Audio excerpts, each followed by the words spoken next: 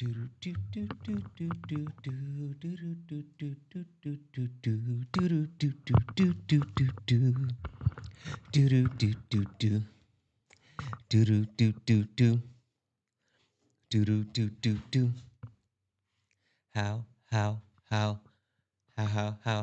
are you? How's everyone doing this evening?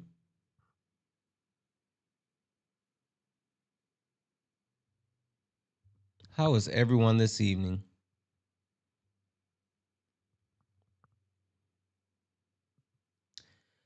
We are gonna go ahead and get started here in just a moment.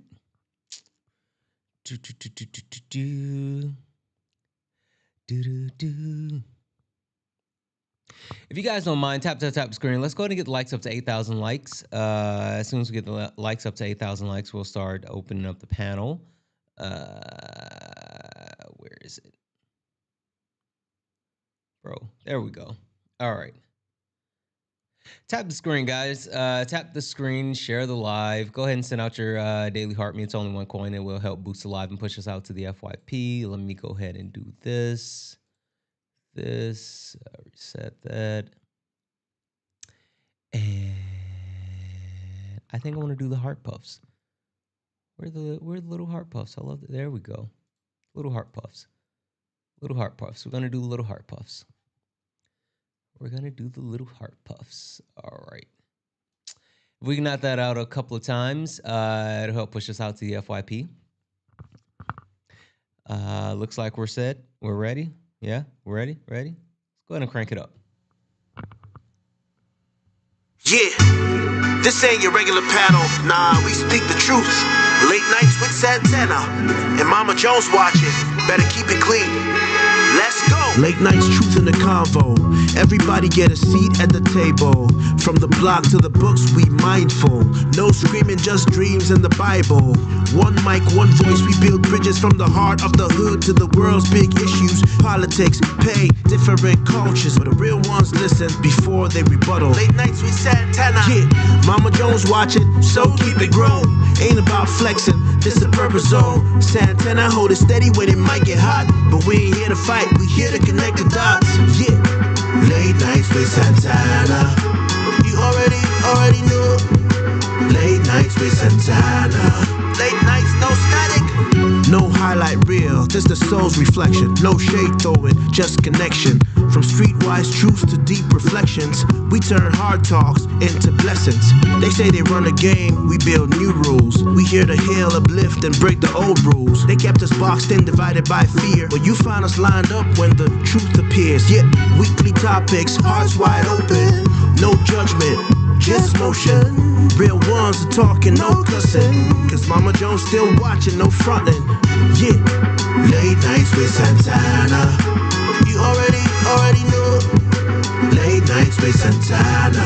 Late nights, no static. Yeah, Mama Jones watching, so keep it grown. Ain't about flexing, this the purpose zone. Santana hold it steady when it might get hot, but we ain't here to fight, we here to connect the dots. Mama Jones watching, so keep it grown. Ain't about flexing, this the purpose zone. Santana hold it steady when it might get hot, but we ain't here to fight, we here to connect the dots. Weekly topics, hearts wide open. No judgment, just motion. Real ones are talking, no cussing. Cause Mama Jones still watching, no fronting. Yeah, late nights with Santana. You already knew. Late nights with Santana. Late nights with Santana. You already knew. Late nights with Santana. Late nights. Late nights with Santana. You already knew. Late nights with Santana. Late nights. Hey guys, welcome in. I am so happy, excited, ecstatic to be back for another Late Nights with Santana. I hope everyone's having a wonderful evening. I hope everyone, what up, E? That's wild that like as soon as you turn on the camera, like the butterfly was there. Yes. Thank you. Whoever said that, thank you. It was perfect timing. Yes. Absolutely perfect timing.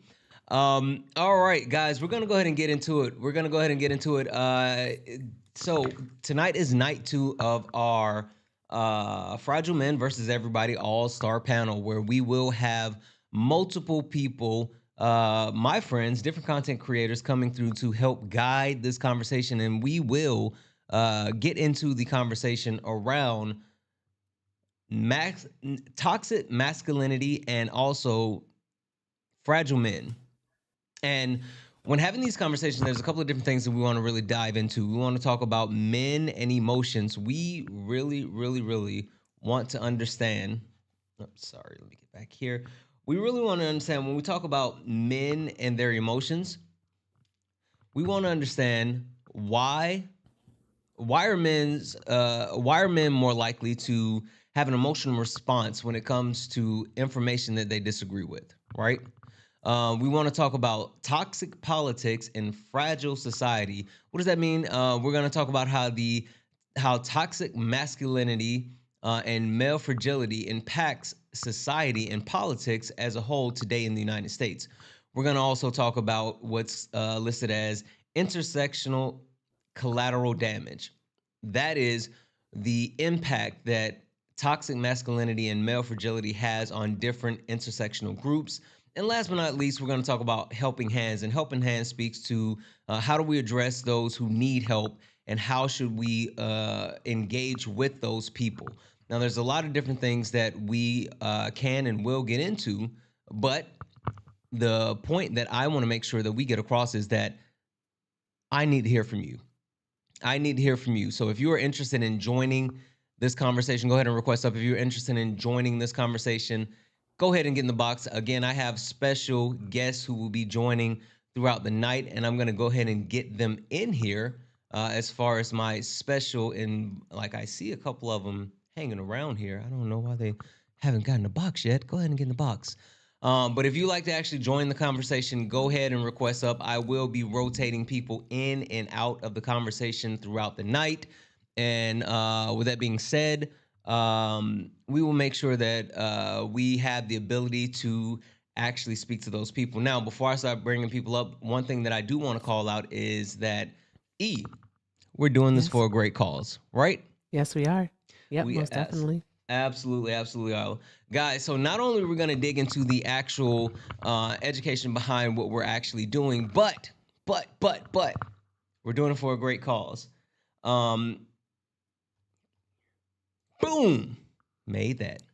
Look at what I did. Oh, that is Hey, pretty. hey, look at what I Good did. job, Santana. So, guys, we are raising money for 2 different causes. The first cause is men's mental health, and we are donating to Movember, which their focus is it's time to speak up. There's more information listed here about Movember, but they are focused on being able to provide support for men's mental health for multiple aspects.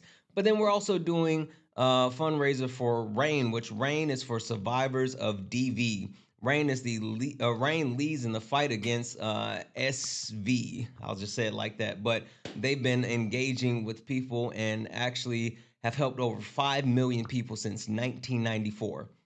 All right. So that's who we're actually doing it for. Now, I do want to call out that as of night one, we were able to raise $551. $551 as of night one. And moving forward, we're gonna again all the actual donations that are taken up via the pay links. That's the important part. Via the pay links, Cash App, PayPal, Venmo, Santana Speaks for You, Santana Speaks for You. All the funds that we raise via the pay links will be donated directly to one of those 2 causes. Now, also something that we want to make sure that we're calling out throughout the entire night. It's that we want to make sure we provide support for those people that are in crisis. So if you are in crisis and you need support, you can always dial 988. If you're a veteran, you can select option 1. That will get you specific help for veterans. If you're someone that needs support as far as DV, there's National DV Hotline that is available 24/7. You can call 1-800-799-7233. Project Rain has a chat function. And then also, we can't forget about people within the queer community. If you need support, there is the Trevor Project. You can go to their site and their Get Help page has multiple ways that you can actually get in contact with them. So these are things that myself and Erica, what up, E? My co-host for this entire conversation will be flashing throughout the night, and we will continue to bring that to everyone's attention. So again, if anyone would like to support the live, you can do so. Cash App, PayPal, Venmo, all the pay links and link tree in the bio. Santana Speaks for You is the best way to support these causes. Everything is accepted. Anything's appreciated. All right, I'm going to go ahead and start bringing people up. And as we get people in, please, please, please mute yourself. Please, please, please mute yourself. And then we will go ahead and get started. First and foremost, hey, Athena. Athena. Hi. Hey y'all, how y'all Hey. been? Wonderful, wonderful. So, guys, we have Athena here, who is one of my special guests. Athena will be joining us for this conversation, and she will help guide the overall conversation around, fragile men. We're going to talk about it. But again, I'm going to go ahead and bring in more people, and there we go. Listen. There we go. Hey, Ashley. I was about to say, I don't think she was Ashley. ready just yet. She was ready just yet. Nah, you got too excited. Calm down, bro. Listen, like she popped up in the box. I hit the okay, and then it happens. You That's scared her misfire. away. Did I? You scared her away. Yeah. Don't you put that evil on me, Ricky Bobby. This is gonna be a lot of fun. It is literally. What I want to say though, definitely W's in the chat for Alaskan Furry, who sent a $10 donation. I'm really sorry to hear that. Really, really sorry to hear that. But thank you so much for that $10 donation. You are absolutely, absolutely far too kind. I'm hoping for the best, but we got your back. All right, let's try this again.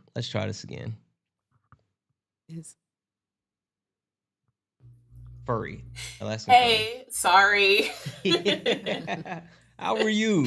Look, I'm good. I just switched from iPhone to Android, so the struggle that's is the problem. real. That's the problem right there. Okay, but wait. It's not that bad. It's Just not. saying. It's not. It is. It's not. As someone who is an iPhone user and someone who has constantly used Android his entire life, Apple, iPhone, it's a cult. Someone who talks to people that are in cults all the time, it's a cult. Look, Erica, he's got a point. He's literally using iPhones. All he uses is Apple. Y'all let him fool y'all every day. Y'all let him fool y'all every single day. No. I just said, like, literally, I said someone who uses it, but who's used Android devices his entire life. Like, I mean, it's nothing special. Not you throwing stones, though. Listen. Exactly. While in a glass house. Part. First and foremost, I mean, this is not my decision. I was forced into this. Like, I still support Android over iPhones all the way. So there's that. Okay, no sane person has ever said before. But also better processor, better cameras, faster speeds, more functionality. Like literally. This is him just trying to convince himself of his decisions. But anyways, yeah. But also when we talk about Apple, let's buy Apple products secondhand. By the way, just wanted to say that. Exactly. Let's try to Absolutely. buy secondhand because of all the harm that they cause. Exactly. All right, we're gonna go ahead and start getting additional people in here, and as we bring people in, please mute yourself. Please mute yourself, and we will go ahead and get into the conversations. And again, guys, I want to make sure that while we are having these conversations, everyone gets an opportunity to chime in, and we are going to rotate people in and out as quickly as possible. I know there are certain people who wanted to be able to join last night that did not get to join, and like I said, we'll have different special guests that are special guests that are rotating in and out throughout the night, and we will go from there. But really quick, let's do a quick introduction. Let's go around the horn really quick.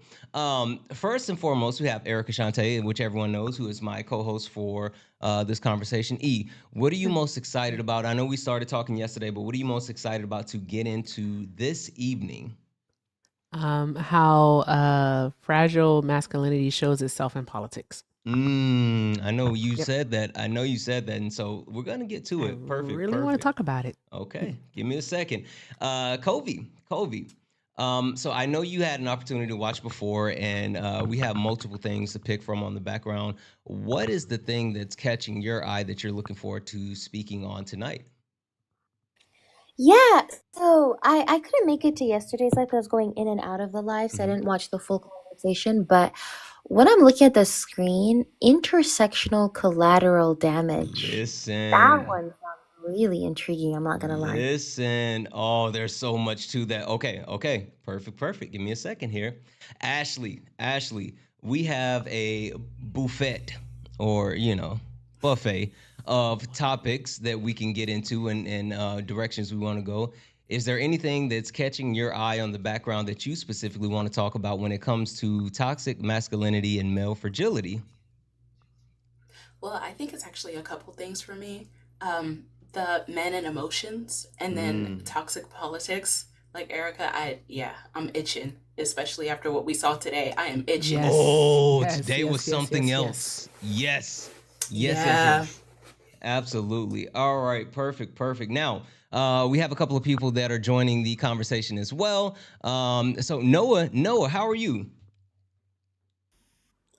I'm doing well. How are you doing? Wonderful. Noah, I know you were here yesterday and we didn't get an opportunity to get you up here, but I'm glad that you're here now. Noah, what are you looking forward to speaking on this evening? In terms of like what you have listed, like the emotion thing and the helping hands, I'm interested in. But I just think about gender all the time, so I was excited to speak on here. I appreciate you having me.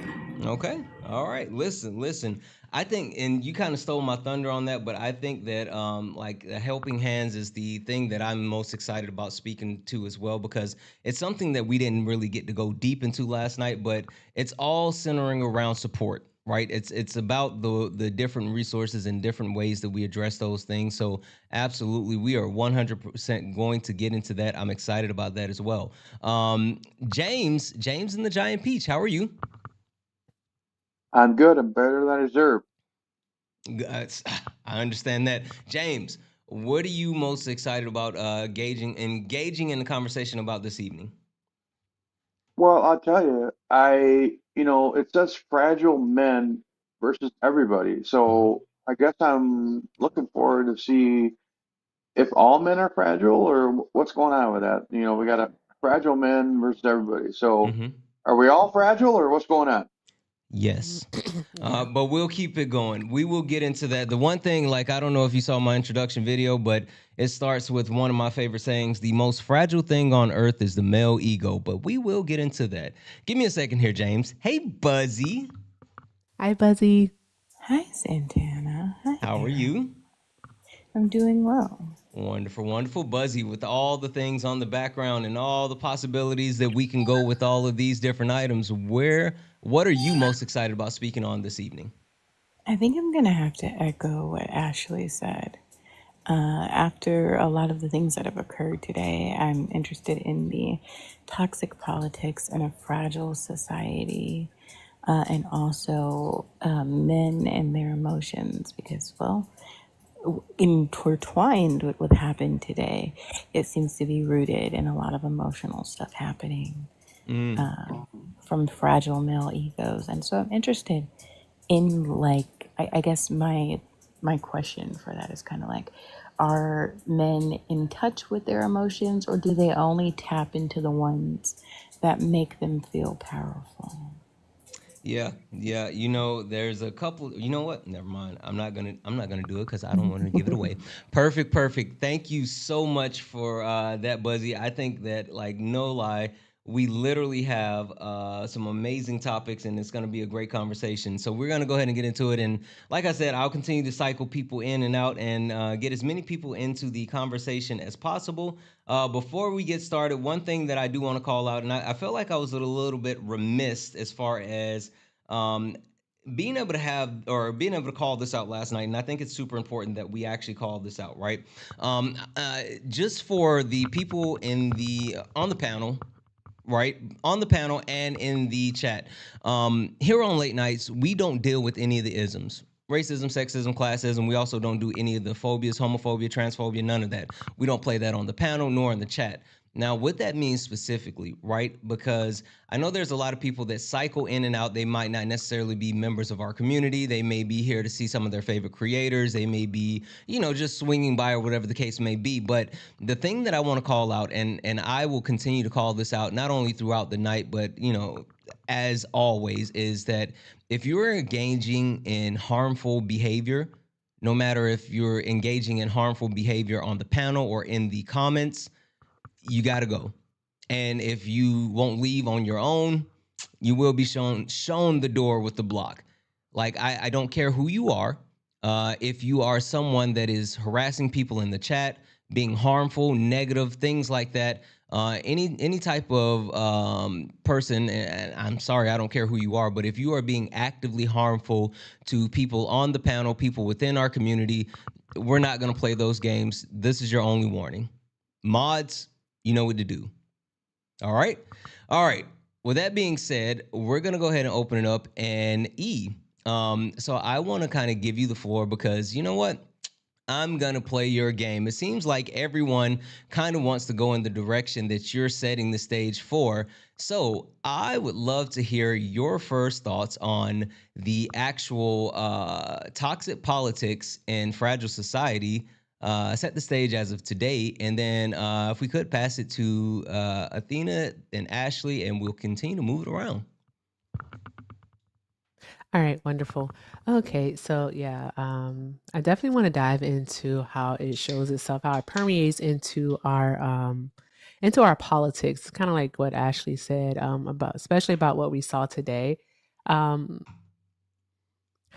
best way to put it is that our ideology shapes basically what we, of course, believe, and so then in turn shapes how we act, because we typically do act off of what we value and what we believe. And we see that this form of aggressiveness that they're having lately these days, showing like as aggressive being the top characteristic of a man, being all throughout our political spaces, especially on a certain side of the aisle, unfortunately. And we kind of saw that today with Pete Hegseth, the Secretary of War, saying that they wanted to relax their regulations and rules on hazing. They are making it harder for people to actually file complaints for abuse, harassment, and that does also include SA. So my question would be is how do we go about having the conversations, Covey? Because you're younger, Covey. I know you're in your 20s. How do you go about having the conversations with your peers about these matters? Like, how do you approach them? You mean when it comes to what you just mentioned with regards to toxic, like basically male fragility within the political realm? I think it's like a very difficult conversation to have usually. I think I do get a lot of pushback. I think the strategy that I use is I try to face it head on, in that a lot of these belief systems or talking points that people might think are radical, I just face it head on, because I feel like the reason as to why the far right are able to gain so much momentum is because they keep repeating radical phrases to the point where they get normalized. And that is the approach that I try to take. I try to keep repeating radical phrases. And when I say radical, I don't personally think they're radical, but other people who might be normal, like who might be used to the status quo, might think they're radical. But the thing is, what I've noticed is the more I keep repeating them, the more I keep talking about them, steadfast in my beliefs, I've noticed that they start slowly normalizing these beliefs as well. And then people are more prone to opening up and saying, wait a damn minute, maybe she does have a point. Maybe let me sit down and hear her out. Let me listen to her. And the thing is, it's so insane. There have been some moments where I've had conversations with people where they would call me like a B word, and they would tell me that I'm just so an extremist. And then a month later, they would send me a message and tell me, you know what, I'm actually sorry. I'm sorry that I approached you in that manner. You do have a point. So, long story short, that is the approach that I take. That's actually extremely smart, I think, of you to use their tactics kind of like in the reverse for a more positive outcome. Repeating the basically our ideology in order to get them to understand that, hey, maybe you're not making the right decision. So I definitely appreciate that, Covey. And like Ashley, listening to what Covey said and using their tactics. What approach do you take? Do you find yourself to be along the same lines, or do you take a different approach?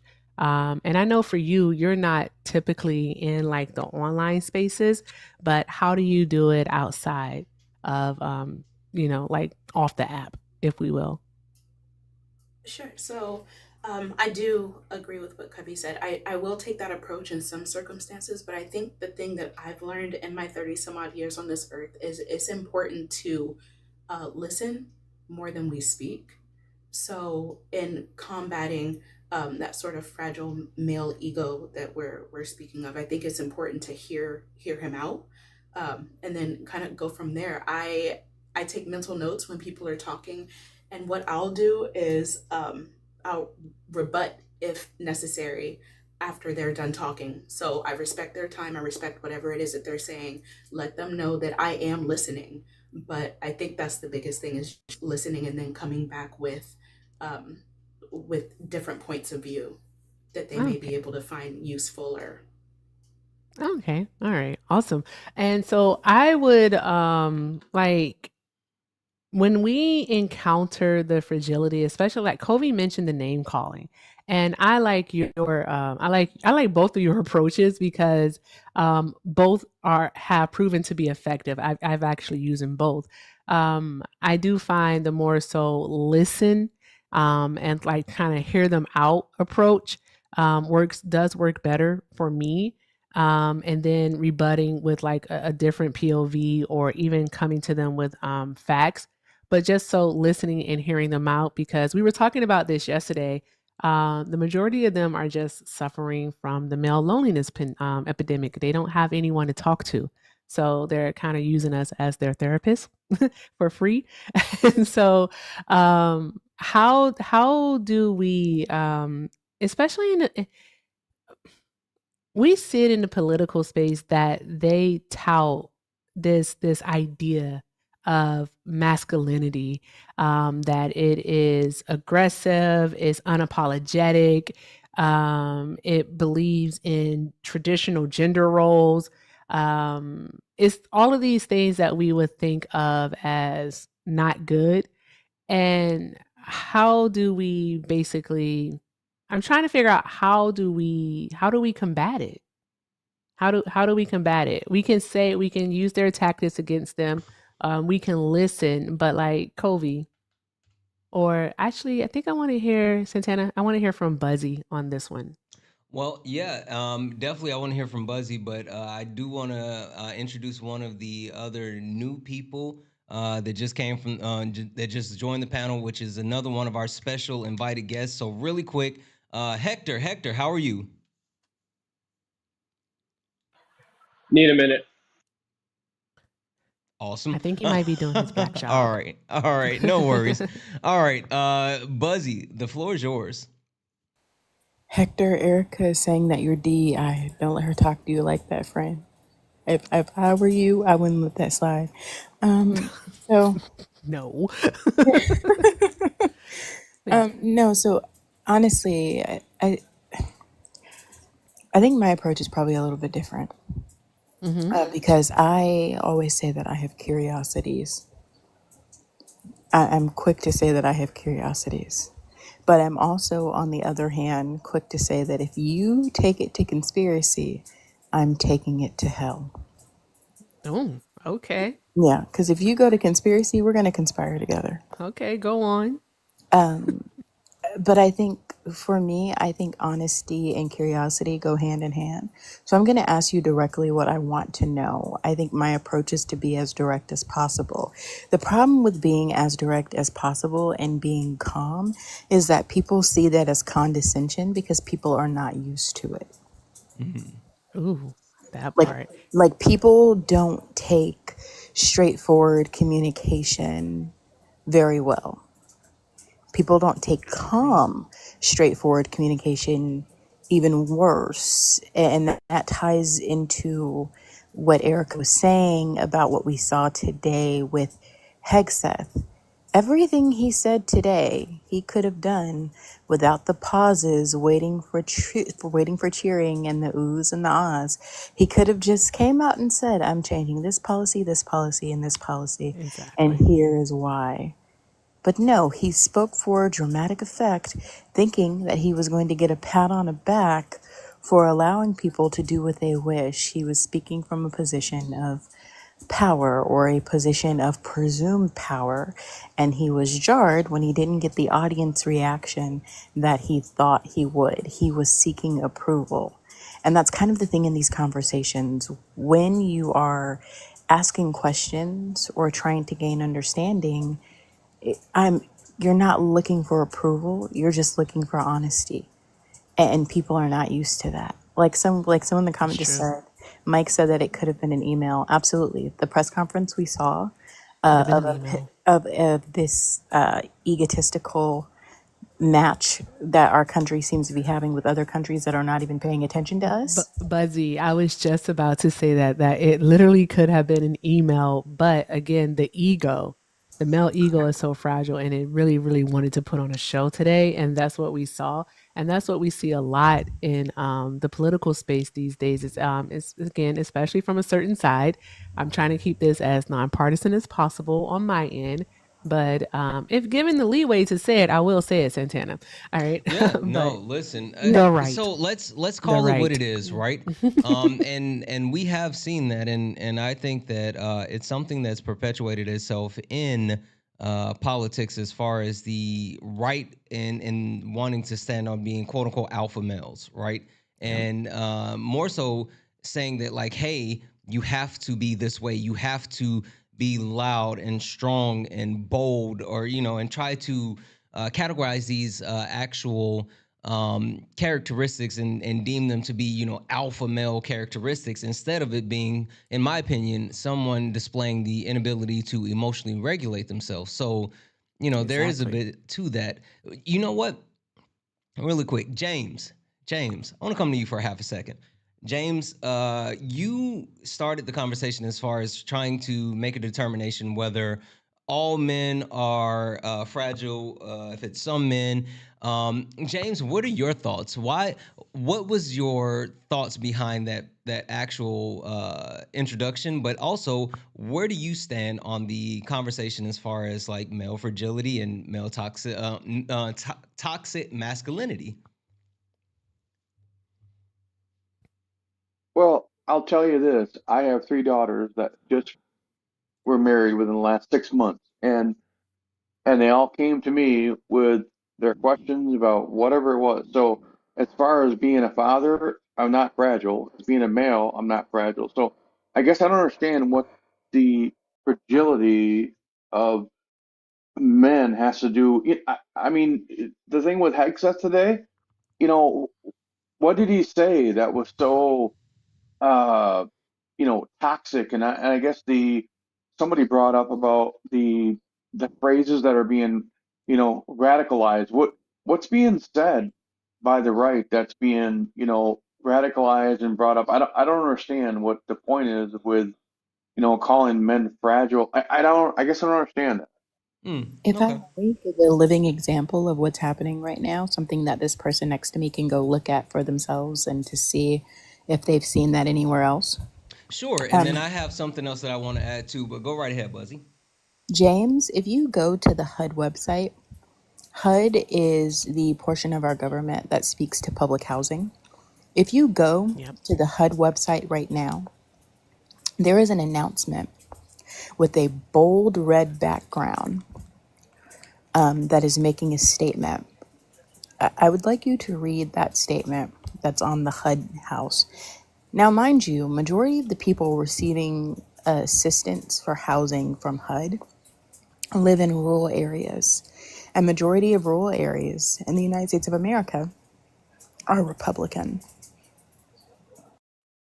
So you have proof for that? I mean, you can just say whatever you want. No, I'm Uh, not telling. I'm no, telling you to go to the HUD website, our governmental You know what, website. Buzzy? Don't Yeah. don't don't Don't don't do worry it. about it. Don't worry no, about it. I'm Yeah. not. I'm No, just no, saying hold that on, hold on. you Give me one brought up second, something. James.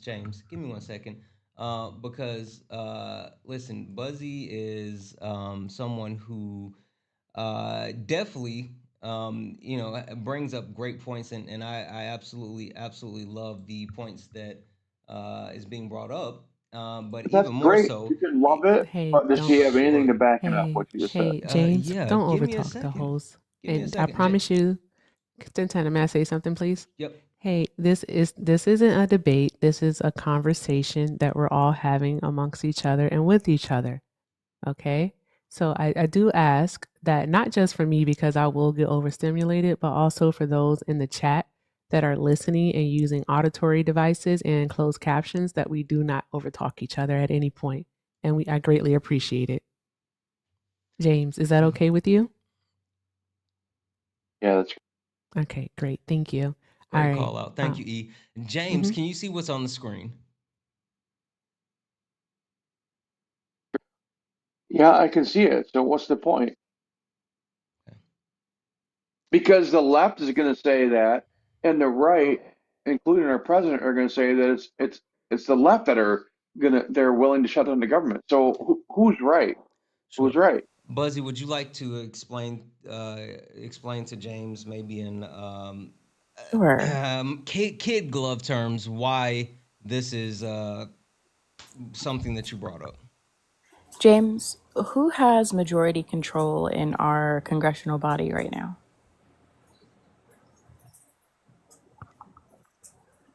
The Republican.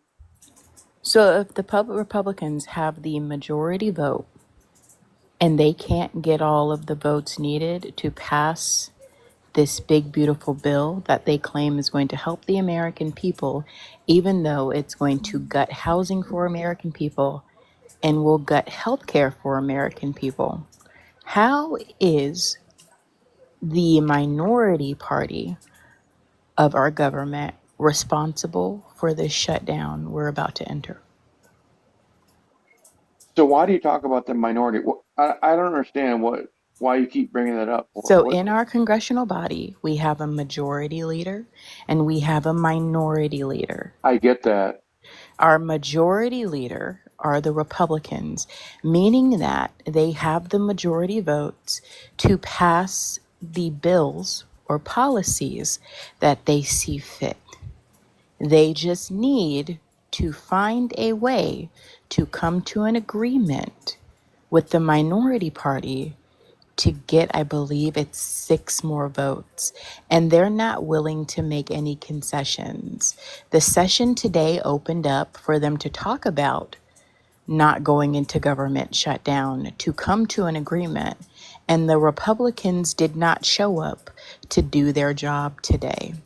So if the majority vote are with the Republicans in our congressional body, and again, Congress is the purse, this bill is completely on our congressional body to pass it. If the majority body are not showing up to do their jobs, to push this bill forward, to make some concessions to push this bill forward, and as a matter of fact, they said as much. And Tana, can you put that back up, please?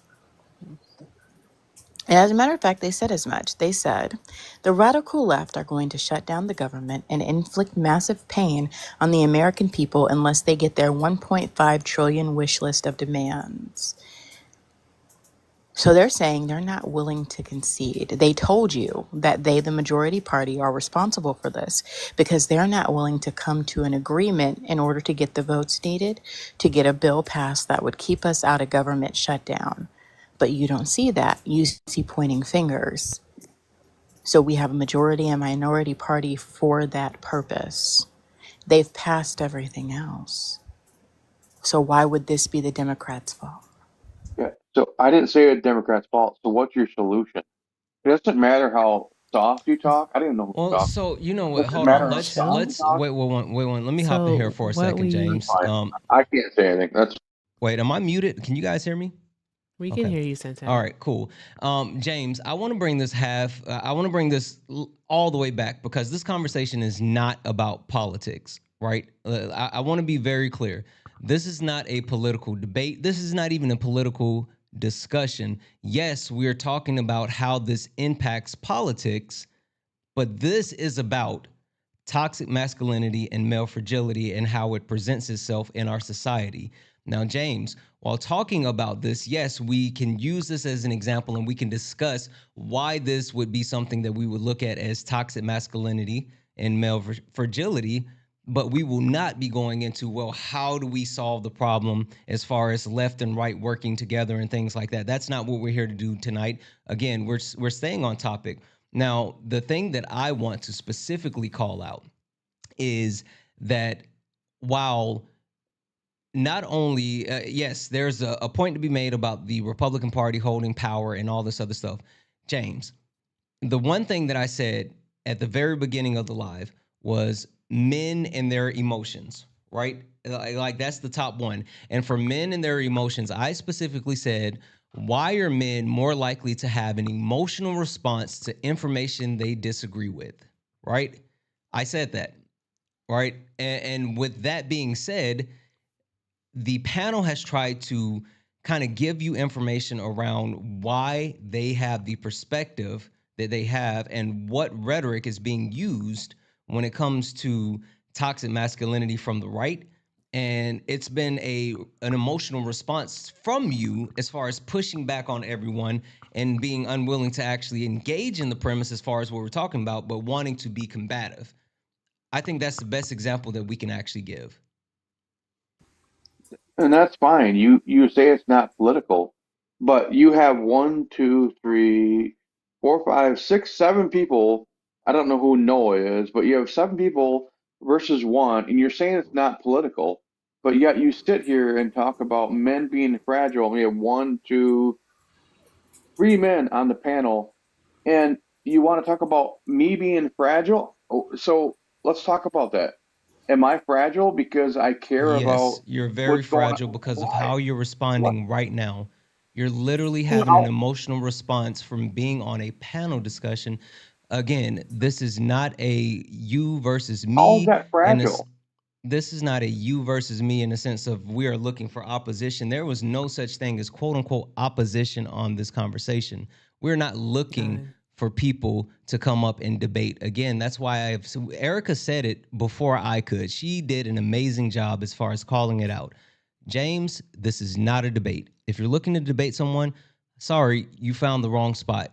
This is a conversation, and we're flushing out what that actually means, and we're looking to get solutions. James, that's why I don't know if you paid attention when I was flashing the things on the screen, but I'm going to flash them on the screen again just because I need a moment to call it out. W's in the chat for Kim, who added $10 to the nightly donation, and also W's in the chat for Elizabeth, who added $8.88 to the nightly donation. Guys, for anyone that does not know, we are at the same time while we're having this conversation, we are taking donations to the pay link, Cash App, PayPal, Venmo. Santana Speaks for You, Santana Speaks for You. All donations sent to the pay links over these 3 nights will be donated to 2 different causes. The first cause is for men's mental health, and we're going to be donating to Movember. The second call is for survivors of DV, and we're going to be donating to RAIN. Last night, we were able to raise $551, and we are looking to continue to raise money tonight and tomorrow night. All donations will go towards those organizations. And also, we want to make sure that people that are in crisis have the resources that they need to actually be able to get help. So if you are in crisis, you can always dial 988. If you're a veteran, you can select option 1. You can get help there. If you are someone that needs support because of DV, the National DV hotline is available 24/7. You can call 1-800-799-7233. The RAIN organization has a chat function that you can actually utilize. And then also the Trevor Project for people within the queer community. If you need support, you can go to the Trevor Project, and they have multiple ways to get in contact. So, James, the reason why I took a moment to throw out that commercial break and also speak to those things, go here, boom, and go boom. Speak to those things is because this isn't about debating you, James. I'm sorry. No one here is here to debate you. If you're looking for that type of conflict, you're in the wrong spot. This is all about helping each other, helping the community, and helping people be better, specifically men. So if you're not looking for that help, if you're not looking for that help, James, if you don't want to actually be a part of the not only conversation to help, but also be a part of something that's productive, then James, unfortunately, you can go ahead and go. So, Santana, what community are you trying to help? I mean, men? What are you trying to do here? I don't understand. So if I Am may I answer, fragile? You could tell me, Santana. Yes, No, you're I'm very talking about fragile. Yes, you're very why? fragile because of what you're doing right Why? now. But again, Erica's getting ready to speak, so please stop. So, hi, James. To answer your question in regards to who it is that we're trying to help, yes, we are trying to help men like you, and we're also trying to help young boys. And by that, when I say young boys, young men, by their parents listening in tonight, they'll be provided with resources, ideas, examples on how to approach the conversations, on what to actually talk about with them. So we're trying to help everyone. We're trying to help everyone here. Okay. So that's really what we're trying to do, James. I promise. And if you, James, if you could take a moment, please, all right, and open both, actually all, open your mind, your heart, and also your ears to receive the information. Like let your guard down for just a moment. If I may Please. clip 2 birds with 1 stone, and then I'm going to get out of here so I can go to bed for my 4 a.m. run. So, Erica, remember earlier, you and me were having that conversation, and we were talking about what was happening with Hexeth, and you asked us on the panel how to approach these conversations. Yeah. And I said, the thing with people is that they don't respond well to calmness and direct statements. Well, that was the example that we just saw in this conversation that I was having with James. He asked for an example. I presented him with the resources for one. I told him where he could go see it himself. That wasn't good enough. He said that I was just saying things. Santana then posted exactly what I told James so that everybody participating in this conversation and in the audience can see what was being said. James asked for more information. I gave him more information. I asked questions and I engaged. At no point did I insult James. At no point did I question his intellect. I just responded directly to everything that James said. In response to what I said, not only did James infantilize me, he then said, it doesn't matter how soft you talk. Meanwhile, if James had taken 2 seconds to go to my profile, or really asked 3 of you or 4 of you on this panel, I always sound like this, no matter what I'm talking about. It doesn't matter the conversation. This is just how I talk. right? That is the example of fragility. I did not give you any emotions. I didn't get mad at you for not knowing. I didn't question your ability to keep up with the conversation. I gave you exactly the information you were asking for. And getting that information upset you to the point that you tried to insult me or make a snide comment thinking that that was going to make me jump out of my character because you didn't like the information you were giving. Info became offensive to you because you either had not seen it, did not know about it, or did not understand it. You could have asked more questions. I would have given you more answers in the same way that I was giving you answers for the original things you Exactly. asked. I It totally might agree have with you, Buzzy. been I totally agree with you, Buzzy. And I want to thank you so much for stopping by, love. I hope you have a great Absolutely. night and enjoy that run. Thank you. Absolutely. Of Bye. That course, sounds love. horrible. Oh, Yeah. Santana. Bye, Not Buzzy. Oh, now not they both James running leaving. as well. Okay. Not Well, they If I both may, leaving. I just Yes, have just Ashley. a quick statement to make, just because I feel like um, he maybe didn't understand what male fragility is ahead of this conversation. That's hmm what I was trying to Obviously, get I to. wanted the definition. So, do you mind? Yes. I don't want to steal your thunder, Oh, no, Erica. no. Go ahead. You got it, love. You got Okay, so it. I looked up the definition because I wanted to know exactly, what all we will be talking about. So it says the male fragility is the emotional defensiveness some men show when their privilege is questioned. It turns every conversation about inequality into a personal attack instead of a learning opportunity. Mhm. And I think we just saw that with Yes. James. Yes, and that's where I wanted to go with him prior to the last comment, and that was because with these conversations, I would ask anyone who doesn't quite understand exactly what male fragility is, that you approach this conversation with an open mind, an open heart, and definitely open ears. You have to take a moment and listen to what is being said so that you can process it, and so you can let down your guard. I'm not going to call them defenses. I'm going to say so that you can let down your guard. So I do ask that everyone does that, and so that we can have productive conversation here. yeah. All right. Yeah. So I'm going to pass it back to Santana. Go ahead, friend. Yeah, no. I think you just said it perfectly, E. And I again, I know I got on my soapbox for half an hour or whatever, but I apologize about that. But I really want to keep it going and build on this conversation because we have an opportunity to do something special here, and I don't want to waste the time, especially the special invited guests that we have. I want to make sure we hear from them, but I also want to make sure that we hear from people within the community as well. So I want to go to Noah really quick, and I want to hear what Noah has to add to the conversation, and especially speaking on men and their emotions. And then I want to do a quick introduction of Hector, of Solid, Kosher, and then we're going to hear from Max. And, we'll just keep it moving because I really want to make sure that people get an opportunity to speak. So, Noah, floor is yours. What do you think about men and their emotions? And, like, you even have a reference point that you can start from. Yeah.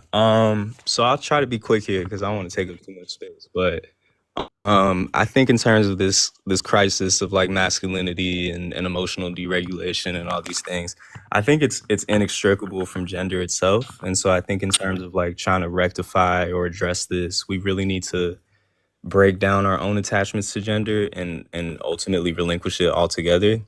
I'll say in specifically to men's like lack of emotional intelligence, will say like I think this emerges out of the way that the gender binary operates under heteronormativity, which is where you have these like asymmetric gender categories, men and women, that are both like fundamentally deficient in some ways, and so they necessitate their affiliation, right?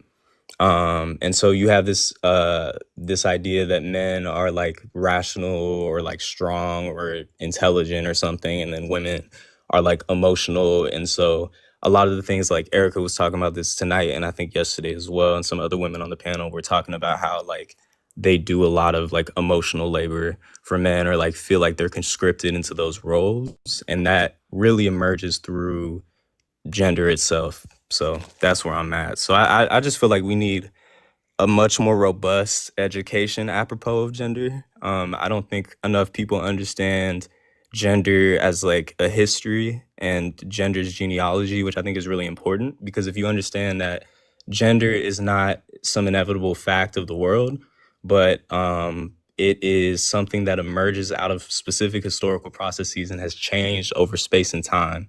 And so I think that's important because that lets me know that like it doesn't have to be like this. We don't need to have a bunch of fragile men out here. Yeah. Yeah. The one thing that I do kind of want to call out and speak to specifically, though, and I'll push back on just a little bit, with understanding like the entire construct, right? And speaking to anyone that is, male presenting, because it's interesting. You can have this conversation, and you can talk about how the fragility and the being toxic actually presents itself in transgender men as well, right? So there's a lot to be said around that, and I do think that yes, we can talk about women, femme presenting people as well, but I think the focus has to be around the different responses that you see from men as a whole, and how it seems, in my opinion, and you know what, I want to come to Athena for half a second, and Athena, you tell me if I'm wrong. It seems to be that it's more of an issue with the men when it comes to being able to emotionally regulate, and not just in the sense of like social media, right? Not just the case of this actual application, but you can talk about the unalivement rate. You could talk about the high levels that men tend to abuse substances, and they engage in violence, and just all of those types of things that lends itself to having low EQ. What do you think about that? Yeah, so I fully agree with this, right? I do think that men are being often socialized to bury their emotions beneath a performance of toughness, right? That is, they're being taught that vulnerability is weakness and that this stoicism proves strength, right? So because masculinity and femininity is like a performance, right? So they have to kind of like they have to go down the list and tick down all the points that would prove that they're masculine, right? So and the interesting thing is, right, that uh, I don't want to steer away from this topic that far away, but in a way, it's men and Black women who are socialized to do this too, right? It's very interesting because we're kind of like all of us are being socialized to endure everything without any complaint, and it's it's not only a performance, but it also tells men as well, basically, that you have to do this in order to be deemed worthy of love and acceptance within society. Because if you are not performing this way, you are not worthy of being loved. You're worthless, basically. You're nothing, right? And so, of course, it's unhealthy. And now that I think about it, I'm wondering, to the point of intersectional collateral damage, does that mean that toxic masculinity itself casts this wide net of harm, in that it doesn't only harm men, but it's also harming, let's say, women and femmes through misogyny, harassment, domestic violence, all of these different things. And then also it's harming men because those men who do not conform to these rigid gender norms are often excluded, punished, mocked. You also have the fact that when we think about toxic masculinity, we live within like a white supremacist society in the West in general. I'm not talking about the US, I'm talking about the West in general. So then what does that mean for Black, Indigenous, and men of color? They have to also live, or they might face these compounded stereotypes where they're not only being viewed through this patriarchal lens, but also through this racial lens, where then they're deemed too aggressive or too weak or whatever it is, right? So it's just harmful for everybody. It's and every single time when I hear about all of these different isms, the one thing that I always think about is that acronym Thug Life from Tupac. You know, Mm-hmm. the hate you give little infants fucks everyone. Ultimately, the Athena, hate my that mom we're is watching this. She can't say the I'm F so word. sorry. I'm so sorry. Fudges, everyone. My bad. My bad. My bad. The hate you give little infants fudges everyone. And I feel like we don't realize that in order to uphold this racial or caste system or order, we're ultimately also destroying society from within. That's actually a great point, Athena. I like when you mentioned that it seems that men are told that they have to perform a certain way, that they have to show this, be this pillar of strength, that it pretty much that they can't feel their emotions. And it's really all just, it's for show. It's not, the real deal. And so I want to go to Hector because I know Hector has been here a while. And then I'm gonna go to, was it Kosher or Max that Kosher was here first? or Max. Kosher. Max was first, Yes. but I thought you were saying Okay. how you say. When kosher has bars, so I hopefully would you never can ask hear as well. you how to pronounce someone's name. Well, I was on point, so there's that. You weren't. Okay. But Hector, like what does that look like for you? And how do you spot it in other men? And the reason why I asked that question is because we kind of do, we kind of do emulate, and we are who we hang out with. Birds of a feather flock together. So, what does that look like for you? How do you spot it in other men? And what do you do when you do see it in them or even within yourself? I think it appears in many different ways. I have been very aggressive when I speak about any man who refers to women as females. That is a big, big thing of mine. Often you hear rhetoric like that. If every other word you often hear, the B word, BIT. And typically men who still subscribe to this structure of I'm here and then someone's here, the woman typically, or femme presenting people are here, or I guess of some of the more blatant ways, but I think it can also be in very light ways, particularly from people that you wouldn't expect it from, people on the left. I think we see it oftentimes, let's say on panels. I know I, for one, have to catch myself doing it sometimes, where you may have a woman on the panel and she's making a great point, but then you have something that you're itching to say and you just can't wait 2 seconds to get it out, to where you're constantly interrupting. Versus another man, I think we typically are kind of hardwired to treat men differently, respect other men on a different way that we are with women. And that's something that every man on this app, every creator, has to check every single day. Yeah. And I think the response to that ultimately should be calling it out, shutting it down. And I think it should be open. I think it should be public. Yes. I do not agree with like pulling them to the side and stuff. I think that's good in a way. The work is still getting done, but I think it's very important that no one gets to hide behind a persona when we're talking about deconstruction. No one gets to hide behind, oh, well, I think this person's cool. They've never talked this way to me or anything like that. I think you need to say something right there and then if you can. And I think that journey can be, this is just, I guess, kind of my PSA when we're talking about toxic masculinity and deconstruction. I think men should expect your deconstruction journey to be very alienating from other men. I've learned in my experience that I typically do not enjoy the company of the average man, because it's something where I have to then be on alert. I have to be on the fence, and I have to like check this person, this statement, this piece of content, and it's almost like I have to parent them through things, and that can be very frustrating.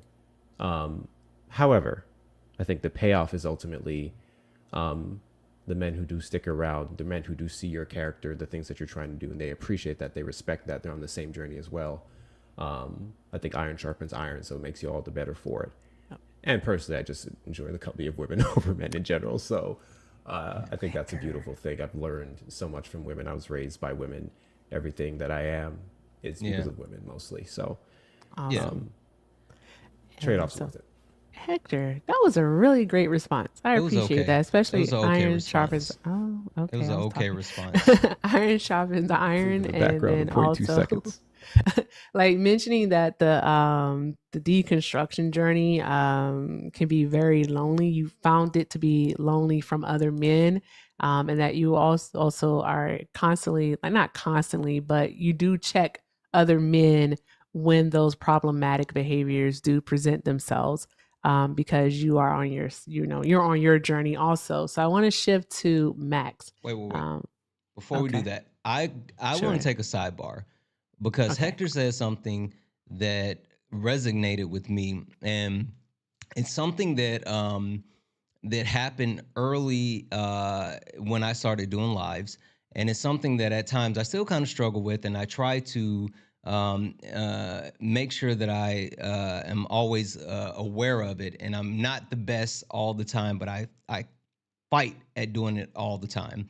And Hector said that being a man on this app and interacting with women in their spaces or other spaces, how we have a habit of speaking over or interrupting and all this other stuff. And my apologies because I did that on purpose, because I want to throw it right at you, right? Okay. Specifically because I had to learn the hard way with you, right? Because when Mm-hmm. we were hosting late nights originally, I was not the best at doing that, right? And I had to learn over time. So I would love to hear like your perspective. I know you and I've kind of talked about it before, but I would love to hear your perspective, not only from the position of like you and I interacting and how that was, but also how that presents itself today because you now hold your own space, right? Mm-hmm. And even in your own space, other men do that to you, and you'll call it out. But then there's times where like you have to, what do you say, throw in your man voice in order for them Oh to like, yeah. So I would love to hear about that. Yeah. So I don't know. Sometimes I'm like, you know what? I particularly really don't like men talking over me. I really don't. So I will call it out, and I anyone who knows me knows that I don't like to get loud. So uh, I have to throw on the voice. If you know, you know. And I just I don't know. I can't. I'm trying to answer it, but sometimes like when it comes to mutuals, I'm like a mom. I'm like, you know what? He excited. Just whatever. I don't care that much. Like I'm like that's how I am. I'm like a parent. I'm like, just let him do his thing. I do it with all of y'all because it's like, okay. But then sometimes I do have to be me, mom, and ring everybody in because, hey, listen, I'm trying to say something and I don't want to yell. So that's how it works for me. I don't. I just. I'm not a yeller. I don't like yelling. So that's how I handle it. Like I'm either gonna throw on the dude voice with the soundboard, or I'm gonna just like be me, mom, with you all and tell you all to be quiet while I'm talking. I might say it in a different way, but Mama Jones is here tonight, and I don't want to use those words around her. And I think also my mom is Thank watching, you. so there's that. Mm. Yeah, Yeah, yeah. it's easy. Yeah, I appreciate that, and I promise you, I'm gonna give it back to you in just a second, so you Okie can dokie. go to Max. But I also want to hear from Athena again, because again, Athena, you host your own space and you deal with these men as well, and a similar thing happens to you. What is your perspective on that, and like, how do you deal with it? Um, how do I deal with it? Um, so, I might not be very professional and mature about it. How I deal with it is that when they go low, I just go to the basement and bring a shovel with me, right? And I try to usually, I try to usually out petty them or rage bait them. And if they try to rage bait me, I try to outrage bait them. And for some reason, they stop and they continue listening when they realize that it's not going to work. So basically, what I basically do is I don't like people over talking me or interrupting me. And the strategy that I use is number one, I get kind of petty, but also number two, I repeat the sentence again and again and again, over and again. So I just start the sentence over and over and over again until they shut up. And that is because I don't necessarily just want to like mute them. I try not to mute them first. But I've noticed that if you continue repeating the sentence again and again, it's actually a tip that Ian, I don't know if y'all know Ian. Ian the debater, they do like God debates. Yep. That was a tip that they gave me. They told me that start the sentence over again and then they will listen to you. And I've noticed that ever since I started doing that, they do listen to me. And also, I don't get intimidated. I just continue speaking. Even if they're even if they're pissed off, even if they continue interrupting, even if they continue trying to overtalk, I just continue and make my point. I don't let anybody stop me because I'm very stubborn as well. I'm Eritrean after all. Listen, Eritreans, we're stubborn as hell, okay? It's literally in our DNA. Yeah. Repeating So, the sentence is the way to go. exactly. Yeah. So Oh, I okay. feel that. One more quick detour, Ian. I promise you. Come right back to you. You're good. Ashley, I want to hear from you because you don't necessarily do lives. I saw you live the other day, but you don't necessarily do lives. But so much of your engagement occurs with the content that you post, and you have the ability to choose who you actually engage with or not. What do you do in those situations where there's like you're such an intelligent woman and you have it on display at all times, but I know for a fact there's these men that have to come into your comments and say, well, you're not right about this, or you don't know that, or whatever. What do you do with that? The mansplaining, Yes. yes, it happens quite often. Some of them I do give the time of day if they're not being rude, of course. But for the ones that are being rude, I just ignore it. To be completely honest, I don't feel the need to lend my energy to things that are draining like that, because the things that I post, the things that I research are already so heavy. I don't want to, get into all of that with somebody who's really not willing to listen and learn, or vice versa. They're just looking to be combative and be a naysayer. But for those who do come in the comment section and are respectful, I do engage in conversation with them. Sometimes we'll even take it to the DM, and I'll give them, the research that I've discovered, and vice versa. So I think for me, a lot of the problems that I do have, especially in my comment section, and I won't lie, is men. It's absolutely men, like hands down. But I will say that to keep the peace, either I ignore it. If they catch me on a bad day, I'm like, Covey, I'm going to hell. Like, because what you won't do, yeah. Like, you got to catch me on an off day, but some days, yeah, they do catch me, and I will take it there. Oh, see, this is why Understandable. women are better than men, because I'm petty at all times. I will literally argue in my own comments. I'm horrible about that. All right, thank you both. Back to you. You. If someone could remind me. Oh wait, never mind. I've been taking notes. I've been doing great. I'm sorry. I got excited. My mom is here, so awesome. I Yay, know. hi I saw her mom. when you said that. She said, "I am watching." I said, "I know that's right." Yay. Awesome. Okay. So we were talking about basically like a deconstruction. I don't want to go too deep into the deconstruction, Right. but it was the mansplaining is what they call it. I really want to hear from Solid, but I am gonna ask Max. Max, in your Max, if you will, are you familiar with what male fragility and toxic masculinity is? Yeah. Okay, all right, awesome. All right, and also Max, if you don't mind me asking, what are your pronouns? He, him. He, him? Okay, awesome. All right, so Max, like for you, how do you catch yourself? How do you catch yourself in those moments where those traits are starting to exhibit themselves?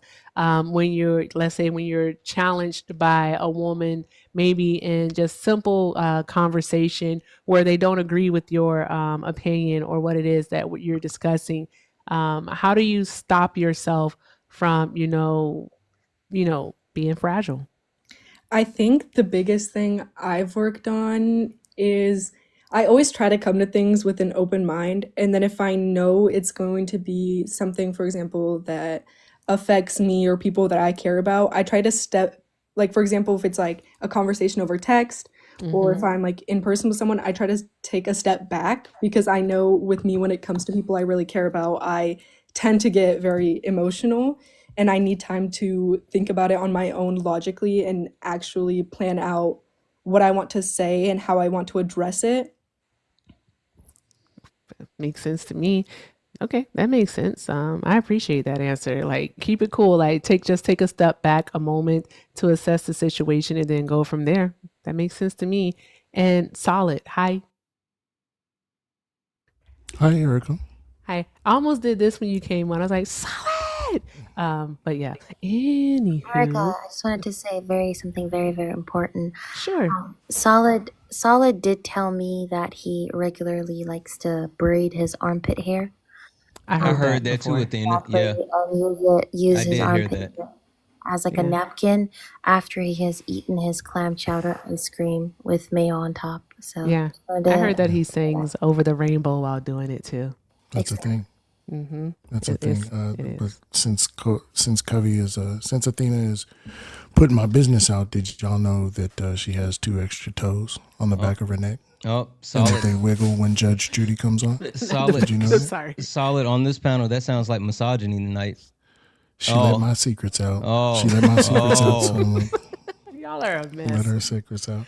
A mess. Solid. I have the same question for you. Like, when you find yourself in those positions, whether it be when you're hosting in your space, or even if you're paneling, or even off this app, when you find that you're mansplaining or you're showing off those toxic traits, like, how do you stop yourself?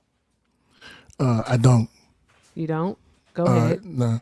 So I just try to create conditions that are going to prevent that in the first place. Okay. Wait. Go on. So the academy is made up of entirely of women except for Jeff. So it's Solid and Jeff, and then Sean and Adorna and Kinsey and Swan. So what I try to do is I just set up like times and stuff like that. Like, so everybody has their allotted time to where they speak uninterrupted. Now, the thing that I do find myself doing also is just kind of like needing to trust the panelists to just handle their own. Like, they're in the academy for a reason. I'm gonna say it, they're the best debaters on that. So I just kind of go, well, they're capable and they can handle it. You know what I mean? Mm-hmm. That's it. I wanted to talk about real quick. I'm so sorry because It's okay. I got a dip after this. I'm gonna go to bed. It's But okay. have y'all ever considered a labor component to fragile Ooh. masculinity? Ooh. No, Go go ahead and on. expand I'm on pretty that sure for me. Santana. Yeah, So like, tell us more. my my thought is that all masculinity is fragile. Mm-hmm. Like, masculinity itself is fragile. Mm-hmm. And part of that is because the standards of masculinity are untenable. Mm-hmm. Patriarchy itself exists to do 2 things.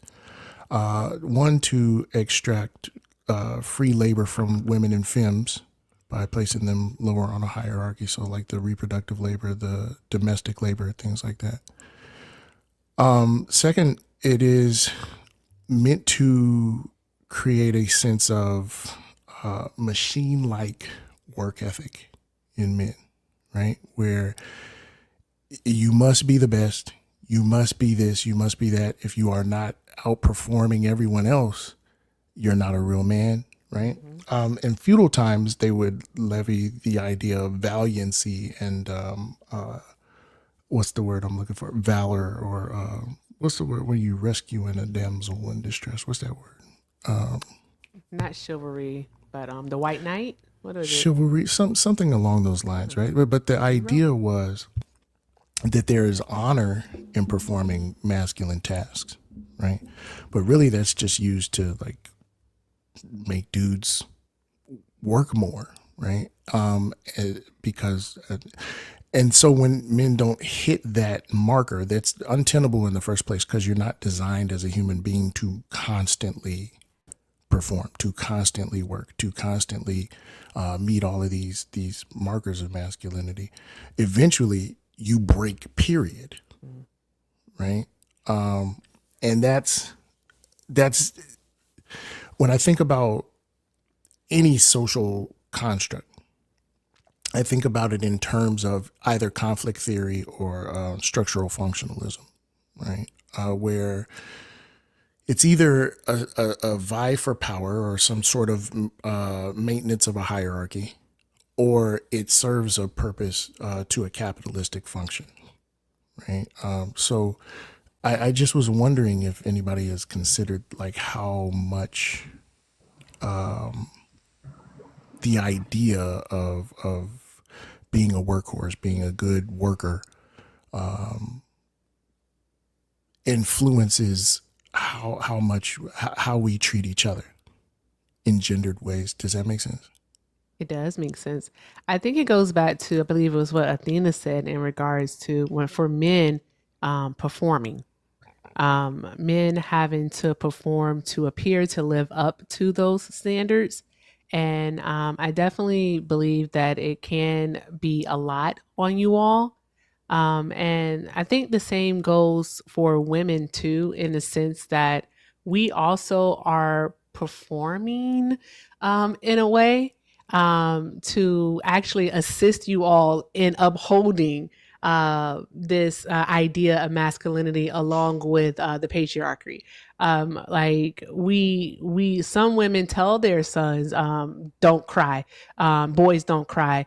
Some women, like we fall into the traditional gender roles and we stick to them. Oh, I'm supposed to stay home. I'm supposed to do all of this work. Yes, Swan, the trad wife. So like we all participate in it. And I think that for men, it is a burden because when they can't uphold the front, they do break, and their breaking does cause, unfortunately, it causes a lot of harm.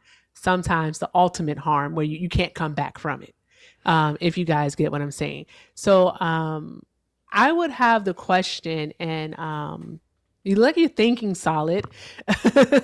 Yeah, I was just, but it's clear that men's sense of masculinity breaks much easier and much more often. Mm-hmm. Can I? Sorry. Finish, Solid. Go ahead, Solid. Yeah, I literally, I'm just gonna say, why y'all think that is? Oh, why you think that is? I'm gonna be honest, Athena. I absolutely adore you. I really, really do. I really, really adore you. But I really want to hear from like what kosher things, and also Hector and Max. And this is a really good question. All power to all the people. I gotta go. You're so awesome, Solid. Thank you. As a matter of fact, let it permeate in their minds for half a second before you go to them eat. Because let me call these out real quick. Because somebody said we got some straightening we need to do. And W's in the chat for Phil. Phil sent a $2 donation saying the guest didn't read the room. He came up and he felt attacked versus being curious and showed how fragile us men can be. This was from earlier, so I didn't read that out. So I apologize, Phil. But W's in the chat for Corey, who sent a $9 donation, say, just checking to make sure this is working. We got a lot of people watching this fantastic panel. If everyone sends $1, I think great things can happen. Yes. The reason why Corey is saying that if everyone sends $1, great things will happen is because the reason why we are actually looking to raise funds is because we are doing donations to two wonderful causes. First and foremost, the cause is men's mental health with Movember, and we are also taking up donations that we will send to RAIN, which is an organization that helps survivors of DV. Right, so everything that we actually get as far as donation to the pay links, Cash App, PayPal, Venmo, over these 3 nights, last night, tonight, and tomorrow night, will all be contributed to these two organizations. Now, also something that we definitely want to make sure that we are calling everyone's attention to is that there is help. We want to make sure that we're helping those who need help, including if you are in crisis, you can always call 988. If you're a veteran, you can select option 1. There's also National DV Hotline, which is 1-800-799-7233. Rain.org, there's a chat function that you can use, and if you are someone in the queer community and you need help, you need support, then you can always go to the trevorproject.org, which they have multiple ways that you can actually communicate. So guys, we are taking up donations for specifically those causes, and I don't want to get too far away from that because Corey called it out. There is 544 people here. 544 people send $1. We can move this number, guys. This is not about grifting tonight. This is not about me. This is not about any other individual person. This is about doing something for those people that are in need. And while we have the opportunity to educate and help people, we want to help them in every single way. So again, anything that you can donate to the pay links, Cash App, PayPal, Venmo, sorry, YouTube, you will go towards those donations. E. Okay. Hi. I just want to shout out Phil. Thank you, Phil, for the $2. This also was in regards to earlier for what I said about opening your mind, heart, and your ears. Phil said, if you watch Ted Lasso, I did. One of the best quotes, be curious, not judgmental. Exactly. Always say assume good intent. I got that from General Joe Robles, who used to be the CEO of USAA. Assume good intent when having these conversations and, go from there. So thank you so much, Phil. Put $2 on the board. Oh, okay. You know what? And listen, I'll call this out because it just shook a couple of shicklings, shickles. Shekels? You never say shekels. I got it. Yeah, shekels. Shook a couple shekels loose. Oh my God. There we go. Shook a couple shekels loose. W's in the chat for Gene for the 1. Thank you so much for that. W's in the chat for Liz for the 10. Thank you so much for that. W's in the chat for Ashley for the 3. Thank you for that. W's in the chat for Jessica for the 20. Thank you for that. And W's in the chat for Hector, come on, never, for the 5. W's in the chat for everyone. I'm going to go ahead and do the math here in just a second. I got one more. Yeah, go ahead. Add $1 for Gene. Gene said, glad to have you here. You're a good influence on Santana. I know that's right.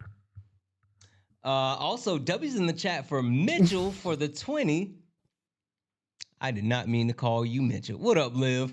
Thank you so much. Thank you. W's in the chat for everyone. I'm going to go ahead and add that up. And again, every single dollar. And listen. Even though Erica is trying to convince me to buy a bus, we will not do that. I promise you, we will post every single receipt so you guys know that the money that we are collecting goes to where it says that it's going to go. I promise you, we are being transparent, and anything that you donate, Santana Speaks for You, will be allocated for the correct purposes. If you got to ask about the bus, don't worry about it. First of all, it's a garden. Thank you very much. Petty Triceratops gets it. It's a garden. Mm-hmm. There we go. Moving on. Okay. All right. That was a great question. Actually, I am going to take it back. I want to hear from Athena in regards to what Solid said that about men breaking. Unfortunately, why is it that men break much easier under this system of patriarchy than women do?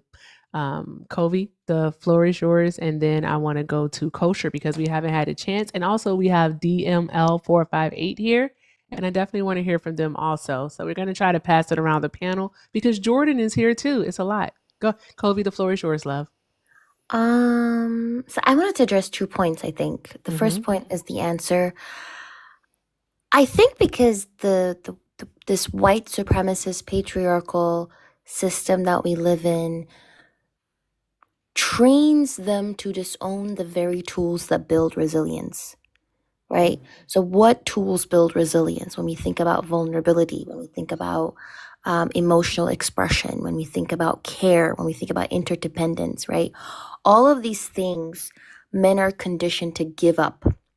And so men are rewarded for suppressing their feelings, right? And that is they equate their worth with like dominance and control. And so when that crisis does kind of inevitably come, they have very fewer ways to process this pain. So I think that's why they are more fragile than women, I guess. But also, I feel like when Solid was speaking, right? Mm-hmm. Here I go, leftist me talking about capitalism again. I feel like capitalism also demands men of doing this, Mm-hmm. right? Because men have to engage in this disciplinary performance in order to uphold this broader social order, right? When men are being conditioned to prove their worth through domination or control or competitiveness or emotional suppression, these are all qualities that are also being used to sustain capitalist exploitation. The reason as to why the capitalist system is being upheld, these patriarchal hierarchies, the violence that is needed to uphold this system is being normalized as a means of maintaining white supremacist power because men are being conditioned to do this, right? So in a way, the system that we live in, which is basically this globally imposed colonial, neo-colonial system that is exporting these European patriarchal norms, is positioning also at the same time certain masculinities as civilized and superior, while devaluing the masculinities of like indigenous or non-Western or fluid kind of gendered practices, right? So this is all a part of the machine. Men are being coerced into this performance of masculinity, which is not even only about their individual identity. It's not an individual identity, but it is about them participating in this global structure of upholding exploitation and normalizing violence. So that's what I thought about when Solid was speaking. That's very interesting. Normalizing violence. I think we see that a lot via the media that especially our young people are consuming these days. And so I want to take it to Kosher. Hi, Kosher. Welcome to the panel. Hey, Erica. Hello. Hi, Kosher. If you don't mind me asking, do you have any children? I do. Okay. Any boys? Yes. Okay. All right. Great. So wonderful. Awesome. So with this, like when you I want you, it's kind of a two-parter. I do want you to address what Solid said because I find that to be a very, very interesting question. Why men seem to break easier under this system than women do. Mhm. And then Athena, I'm sorry, mentioning, God damn, I pulled a Santana. Then Athena mentioning like the culture of violence that we have, especially here stateside. And I think it's actually all over the world because Athena is international. But this culture that we have, how do you go about addressing it with your sons? That's a great question. And, to be honest, I tell them, that your perspective, needs to be from a place of understanding, not only, you providing your voice, but also understanding whom it is your audience is, a lot like what all of you creators do. I think you do that quite masterfully. For me, it has a lot to do with perspective. A lot of men think of themselves as these thick-skinned individuals that can't be hurt or burdened by anyone else, whereas anyone else from the outside looking in sees that sort of fragile masculinity and how thin it is, and it's sort of amplified by the fact that that their anger and aggression is merely just fear, Yep. fear of vulnerability. too many men believe that if they show any sign of vulnerability, that that's an inherent weakness. And that's something that, because, like you said, the culture has been so embedded into society for so long, it's something that's extremely hard to break through. And ultimately, yeah, ultimately, I think that's, just something that I also try to help my kids understand, is that, you know, you're gonna have a lot of very, differing views from how you see the world out there. So just ensure that, how you approach these conversations is done with knowledge and understanding. If my kids come and ask me a question, I say, okay, let's go look this up together. Yep. Let's get the facts straight. Let's do this the right way.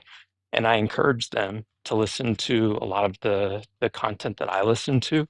It Hmm. doesn't always take, but it's worth the effort. At least I'm trying to nudge them in the right way. I have one child that is very much into, all of this information and wants to absorb it like a sponge, and another who's kind of like, I need to get back to esports. So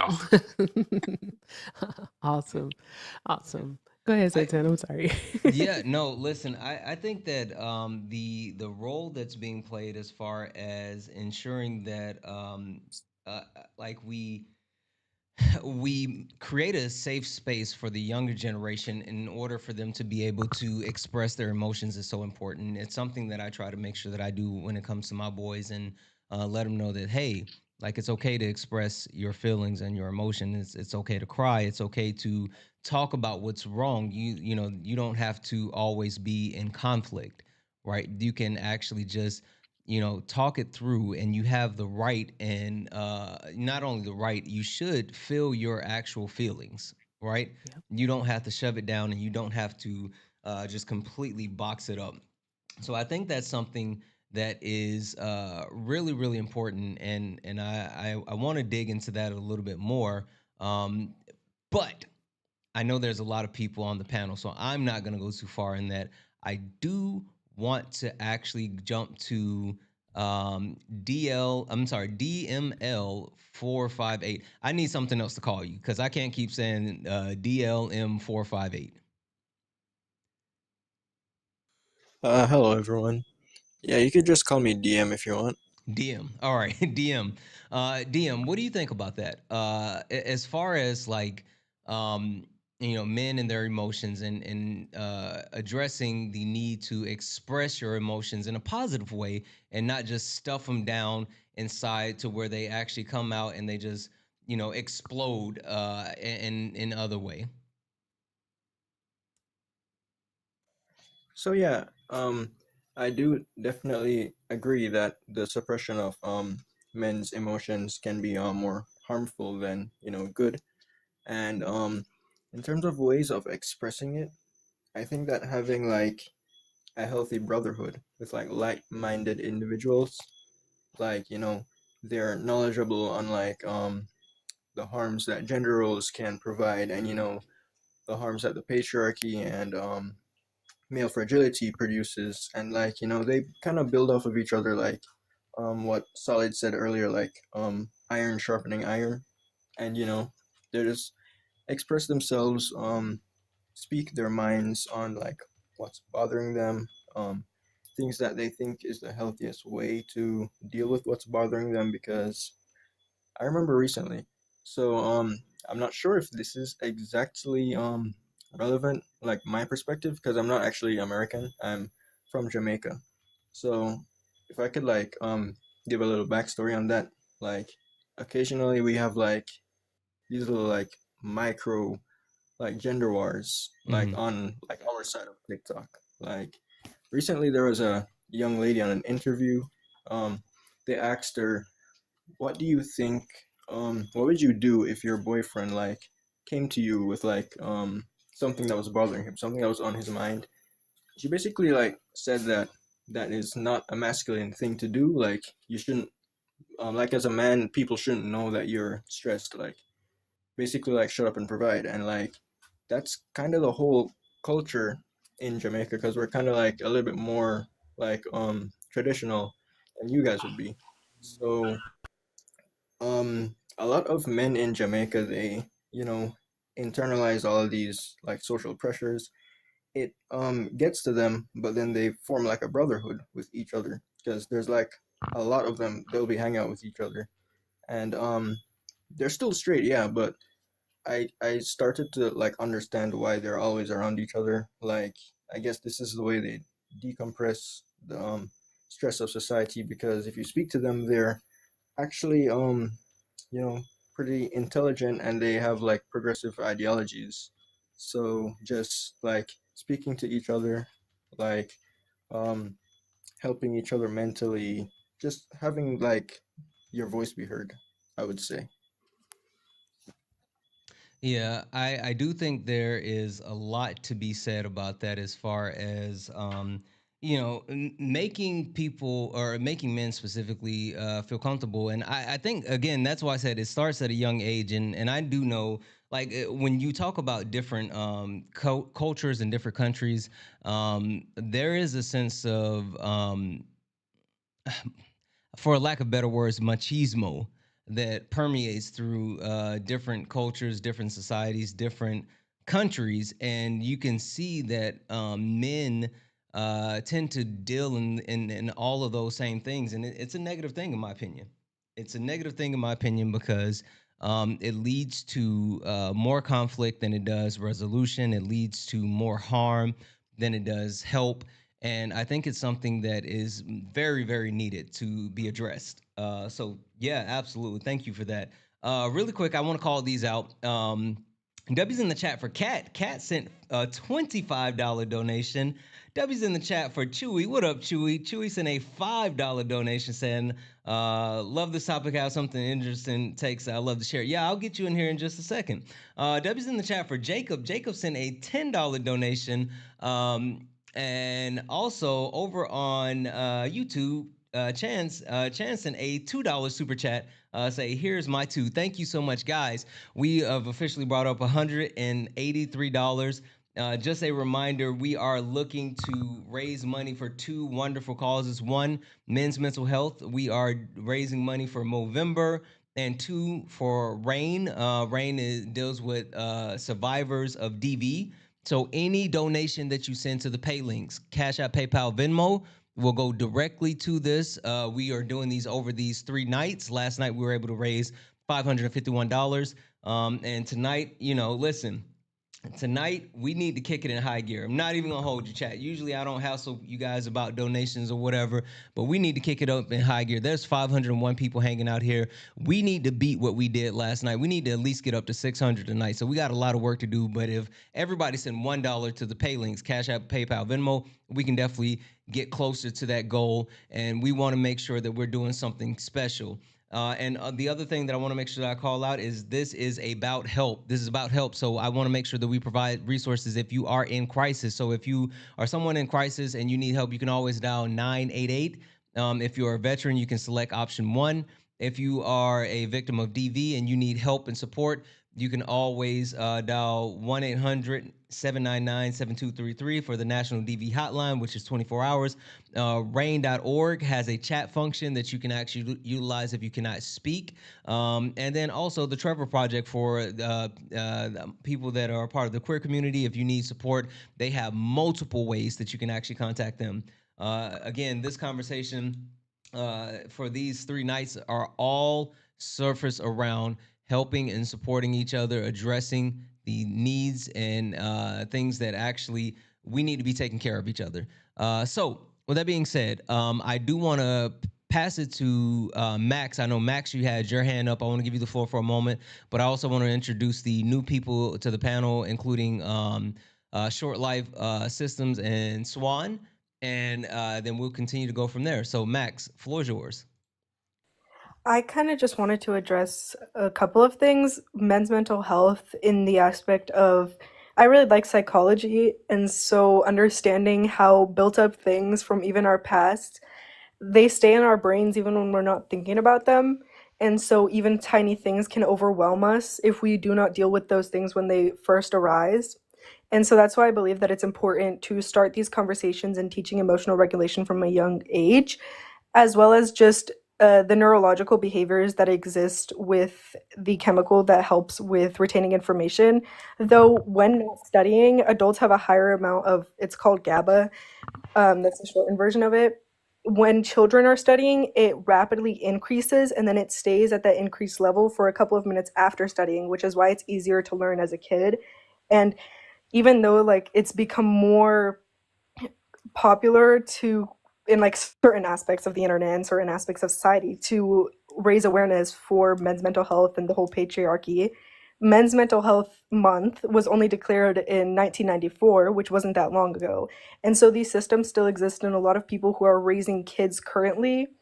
And if we don't address it and like adults don't deconstruct it and then teach it to their kids from a young age, it's going to be a lot harder to progress as a society. And it's important to start addressing it at a young age, because there is a time at a young age where kids are very dependent on their adults and peers have like slightly less impact than the teenage years. So if we built up those systems of emotional regulation and understanding how to call out different like harmful rhetoric, then when they have that impact of their peers, they're able to actually process it better. As well as when having these conversations as a kid, it's like also known through studies, the more you talk to a kid and the more you teach them at a young age, the more their brain is actually able to expand. And the less you talk to a kid, they actually lose ability to have their brains expanded, and it is harder to learn when you're older if you were not like talked to or like communicated with as a kid. Yeah, that's a great call out, especially because what did it say? Like the brain development, most of it occurs with by the age of 4 or something. I have to look up the exact number, but you're absolutely right, and I think again that speaks to the fact that there needs to be constant communication with the children, um, constant actual engagement with children, and helping them fully develop. And so I think that's a great call out, especially. I know we earlier talked about like the toxic politics that we have, and you can't. I would be remiss if I didn't point out, red pill society and how that actually resonates today. And it's the youth. It's the youth that are really engaging in that. So it's a lot. It's a lot. With that being said, I do want to pass it to Short Life. Short Life, how are you? Good, how are you? Good, good, good. Short Life, I would love to hear what you have to say, or what are your thoughts around men and their emotions? Is there an instance where, like, just in general, right? What are your thoughts as far as men being able to express their emotion, why they do or do not, things along those lines? I think that men have been raised to suppress their emotions, especially white men in particular, and that emotions have been seen as a weakness instead of a strength. Because emotions have always been tied to femininity. So when a man expresses his emotions, he's always belittled as if he was a woman.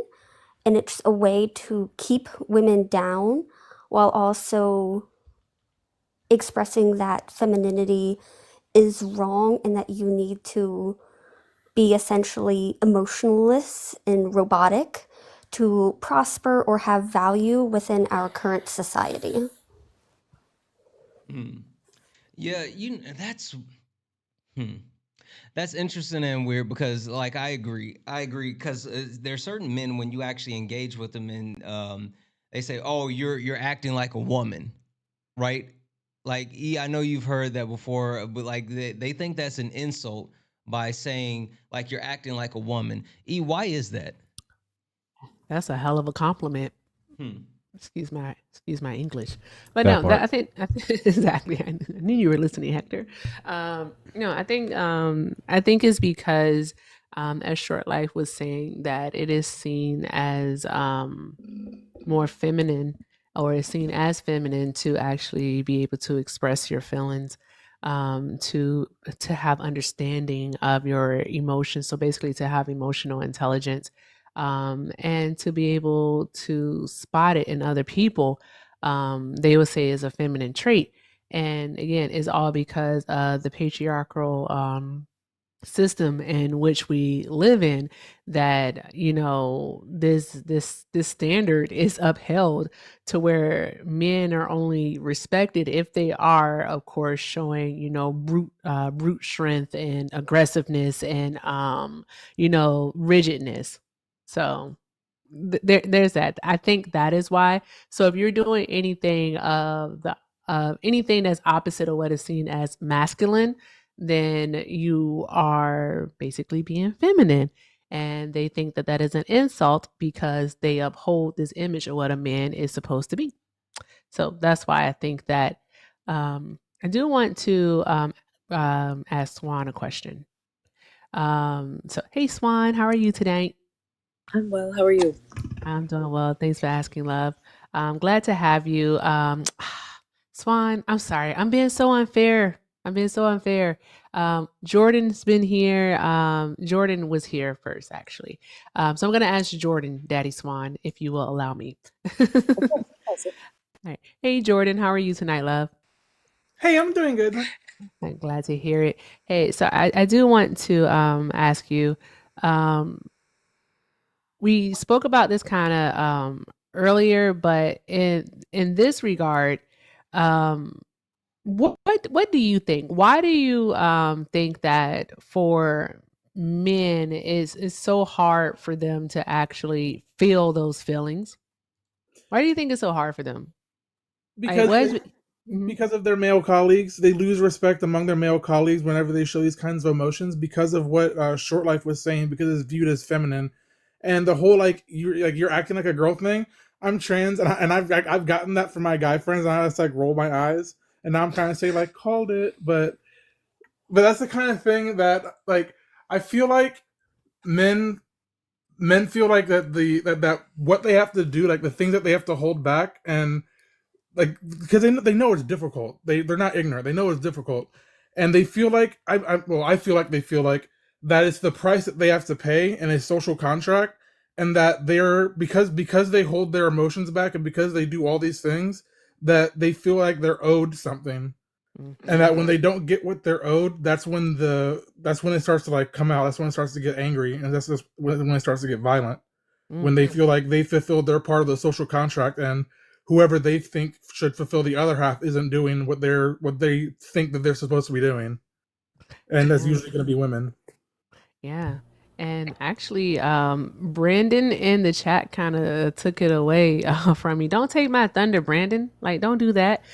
Brandon, he took my thunder, acting like a girl. Swan, I know that you have young boys. Like, what do you do when they come to you and they say something like that? Like they said that I was, acting like a girl, or how do you deal with breaking down what is considered societal's heteronormative and also the gender norms themselves? How do you go about approaching that conversation with your boys? I would also like to comment on something you said and systems afterwards. Okay, I got you, Hector.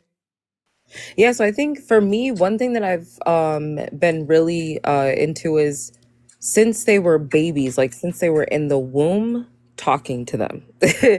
I think that you have to lay that foundation. And they were both in programs that were educating them at very young. I think my oldest was 5 months old. My youngest was 3 months old in programs.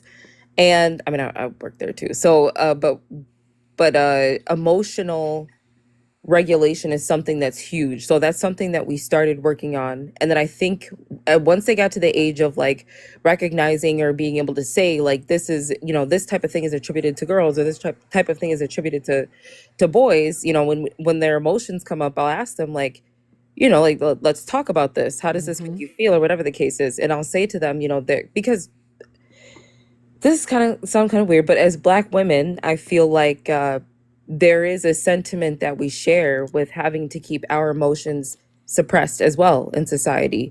Otherwise, we're we could be viewed a certain way. And I think having that connection to that, it makes it easier trying to explain to them, like, this is an emotion that you're feeling, and there's nothing wrong with you talking about it. Even if you don't want to talk about it. My oldest, he doesn't always like to talk about his emotions right away.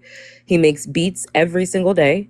He's an amazing artist. He's brilliant. He plays the trumpet. So we talk about ways that he can process it as well. And I did want to say that, like if they don't want to talk, that's okay too. I think it's important to validate that as well and give them that space. And I think like with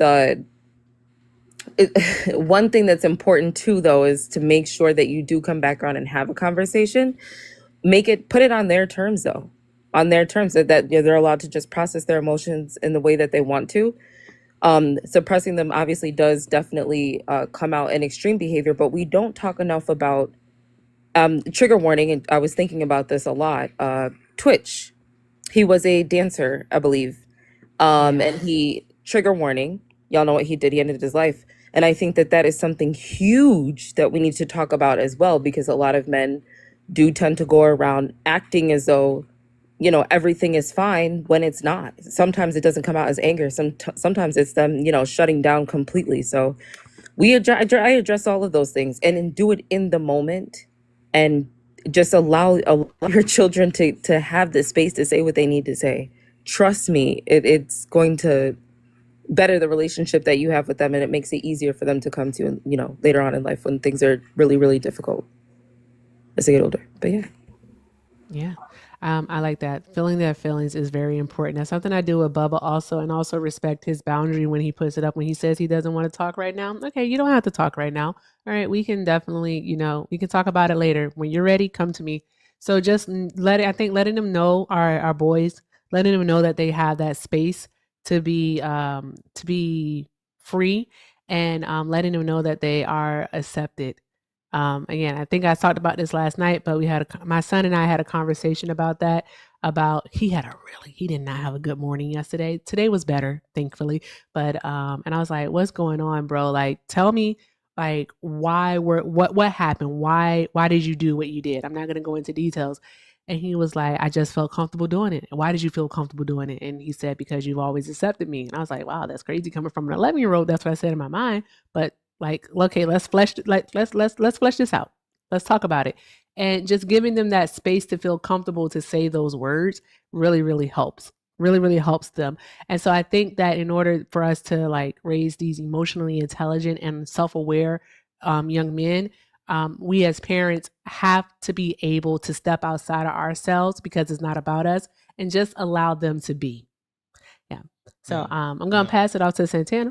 Yep. No, listen, I couldn't agree more, and I think that's so important. And again, it's something that I live by, and it's really encouraging to hear other people say very similar things, because it's needed. I think it's our responsibility to create this next generation that is better than who we are, but especially men and the young boys that are being raised, teach them to be emotionally better. I do want to say a bunch of thank yous, guys. I do see your donations. I am trying to let the conversation continue to flow without interrupting before I jump in and say anything, but I am getting the donations. I am going to read off the donations, and I'm going to say thank you. There were a few that came in, and so I'm not going to necessarily read all of the what you guys said. I will try to go back and appreciate you guys individually. But just due to the sake of the conversation, I just want to read off the donations as far as the amount, and say thank you specifically to the people. So Alexis, thank you so much for the 5 for donation. That was easy. Gene, thank you so much for the 1. I appreciate you. Lynn, thank you so much for the 10. I really, really appreciate you so much. I think it's pronounced Briani. Briani, thank you so much for the 10 for Movember and Rain. You're awesome. Excuse me, effing Erica. E, drop some hearts in the chat for E for the $50 donation. Said, we picking up the pace or nah? Let's all do the good things for a great cause. I know that's right. Drop some hearts in the chat for E. I said, let's do all the good things for great causes. I don't know what you said, but you ain't say what I said. I didn't do, I missed all. Bree, thank you so much. Or the name is listed. Why is she like that? Thank you so much for the 10. Wow. I One, I'm happy that you're out of that. Two, I'm happy that listening to Erica and I have helped you get there. And so, like, you're absolutely amazing. Thank you so much for the 10. And also, Debbie's in the chat for Brittany for the 5. You are absolutely, absolutely amazing. Yes. Yes, you absolutely can. Please steal the arguments. If you got, and this is for any and everyone that's listening. If you guys hear anything that like you actually that resonates with you, that you find like is pertinent or whatever the case may be, and you want to take that argument back and you want to actually pass on that information, one, always fact check information, but two, absolutely, absolutely. I know I speak for myself. I think I can speak for E, but if you hear something that you feel, especially during this time, if you hear anything that you think is beneficial to others, please take that and pass that information on. Absolutely, absolutely. Guys, also, holy smokes, W's in the chat for Daniel. Daniel just added $25 to the donation. Daniel, you are freaking awesome. Thank you so much. That means that we're at 299. $299, guys. If anyone's wondering what are we doing with this money, because normally, you know, I'm up here grifting. Tonight it's not about the grift. Late nights is not about the grift. Last night, tonight, tomorrow night, it's about a wonderful cause. We are raising money that we will be donating to two wonderful causes. One for men's mental health for Movember, and the other for RAIN, which goes to support survivors of DV. So all of the funds that are donated to Cash App, PayPal, Venmo, to the pay links over these 3 nights will be directly donated to these two locations. I'm sorry, these two organizations, and it is something that we are really want to show up and show out and do so much for. And also, I want to make sure that I'm calling this out as well, because not only is this about education, not only is this about making sure that we can actually help support those people that are in need, but we also want to make sure that we're providing resources for those people if you are in crisis. So if you are in crisis, you can always dial 988. And if you're a veteran, you can select option 1. If you're someone that is dealing with DV, the National DV Hotline, 1-800-799-7233 is available 24 hours a day. RAIN.org has a chat function, so just in case you want to actually speak with them. And also the Trevor Project for people within the queer community. If you need support, you can go to their help page, and they have multiple ways that you can actually get in contact with them. So again, guys, this conversation, what we're doing here tonight, it's not just about having this conversation. It's about doing the things to help the people. So if anyone can spare anything, $1, $2, $5, please consider doing so. Cash App, PayPal, Venmo, Santana speaks for you. And of course, we will be posting all of the receipts after we do this. Transparency is key. With that being said, Exactly. E, I'm going to pass it back to you because I think you were okay. getting ready to go to Hector for something. And then we want to make sure we get to the new people on the panel as well. Yeah. Hector, I did want to, I can't recall, I'm so bad at this. I'm so sorry. But Hector, I know you mentioned you had a comment on what Jordan said. So I'm just going to give the floor to you. And then we want to introduce Travis and of course, Chewy. So Hector, the floor is yours. Travis and Chewy, because I just stuffed my face full of food. You know how I feel about that. Okay. Hi. Welcome, Travis. Welcome, Chewy. All right. Let me see. For you all, I'm gonna go ahead. I want to I just looked at the time, and so I think we need. I know Travis. I'm sorry. I know Chewy has a conversation. I'm sorry. Something that Chewy wants to share, but I want everybody to start thinking about this because we need to start shifting this conversation to helping hands. And we're going to really dig into helping hands, meaning resources, access. How do we help? How do we actually get those people going in the right direction? So I want everybody on the panel to start thinking about that because that's where we're going to go overall. I just want to throw that out there, E. Okay. All right. So then Not me eating a Skittle. So, Chewy, I'll give the floor to you, love. What did you want to share? Thanks, Mhm. Erica and Santana. So I've got kind of a hot take on toxic masculinity in general. I actually don't believe in toxic masculinity. I believe we have a toxic culture problem.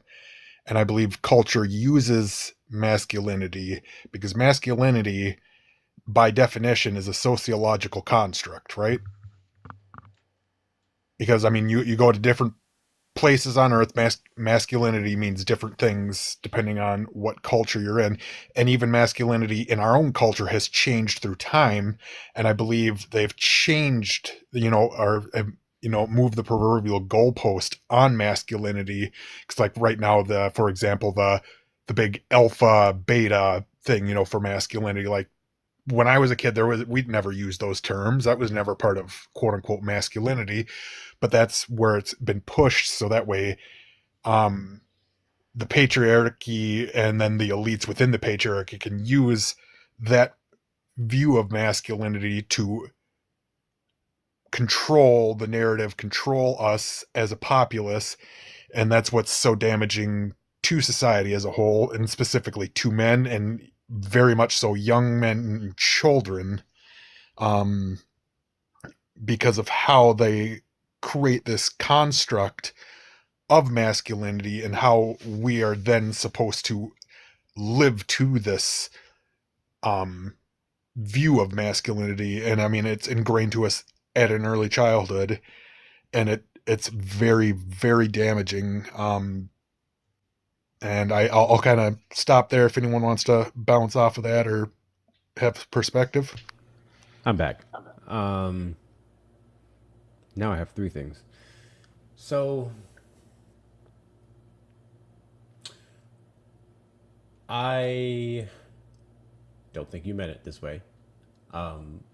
But we very much do have a toxicity problem overall, right? In society in many different areas. But I do think aspects of masculinity can be toxic, at least what it's portrayed to be. And we can apply that to anything else. It was just almost sounding like when people say, "Oh, I don't think we have a gun problem, we have a people problem." It was kind of sounding like that, and I know that's not how you meant it. But you did say it was a hot take, so I get you there. We can get back into that later. I wanted to go back to Erica's point that she made about taking it as a compliment when men get called. What did you say, Erica? Hector, today, if I could just bring a little bit of levity to the conversation, I'm unmedicated today. I do not remember. I'm not going to Okay. kid you.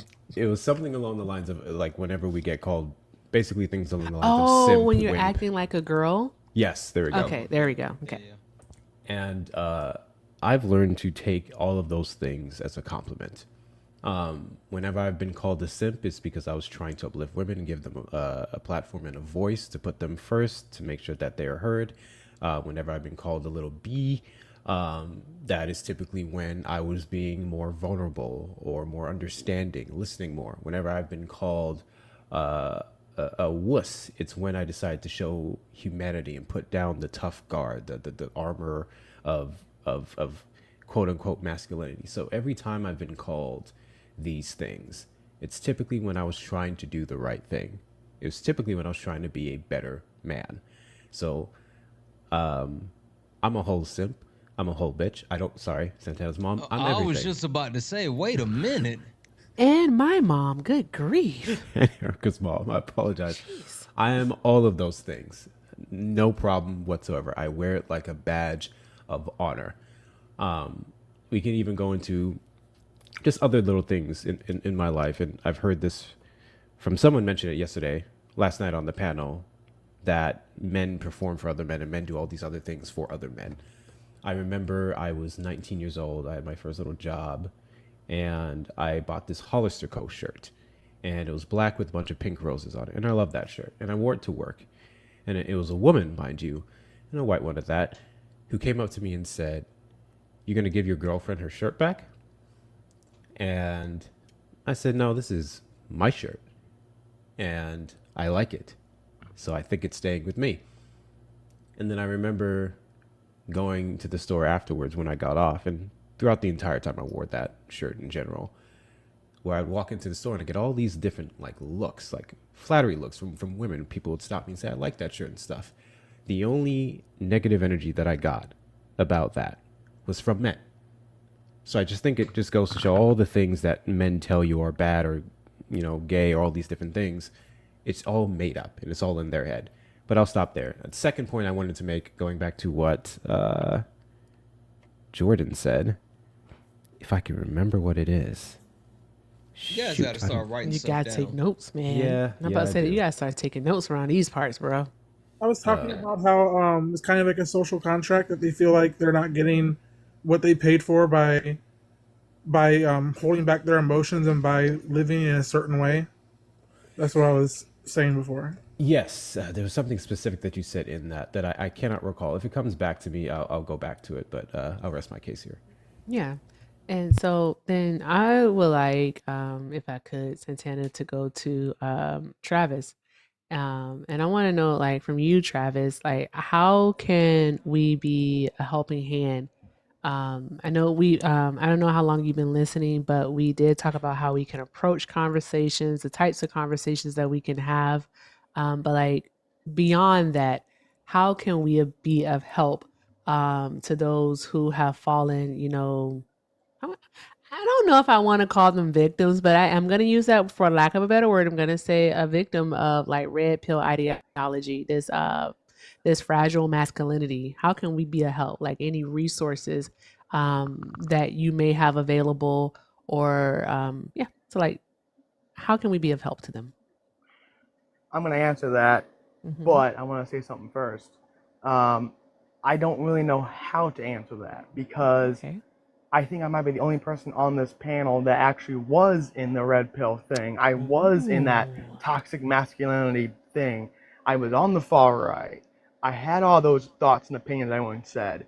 So I don't know if that will help or hurt the conversation. I think that you could help. I was literally just about to say, I think you're the perfect person to answer this because you just said you were. Like you said exactly past tense. So unless you are still engaging, and I mean, if you were able to come to a place where you realize that like it's not productive, it's not something that's actually engaging, and it's not something that you want to be a part of. Like if you've made it to that point, then Travis, like the floor is yours. We're all ears because you have the secret sauce. Well, thank you for that. Yeah, I've been wanting to come on since you announced this because I wanted to kind of shortly, because we are running out of time, to tell my story. And if I swear, I'm sorry, everyone You that doesn't cannot like swear. that. Go ahead. I try very hard not to.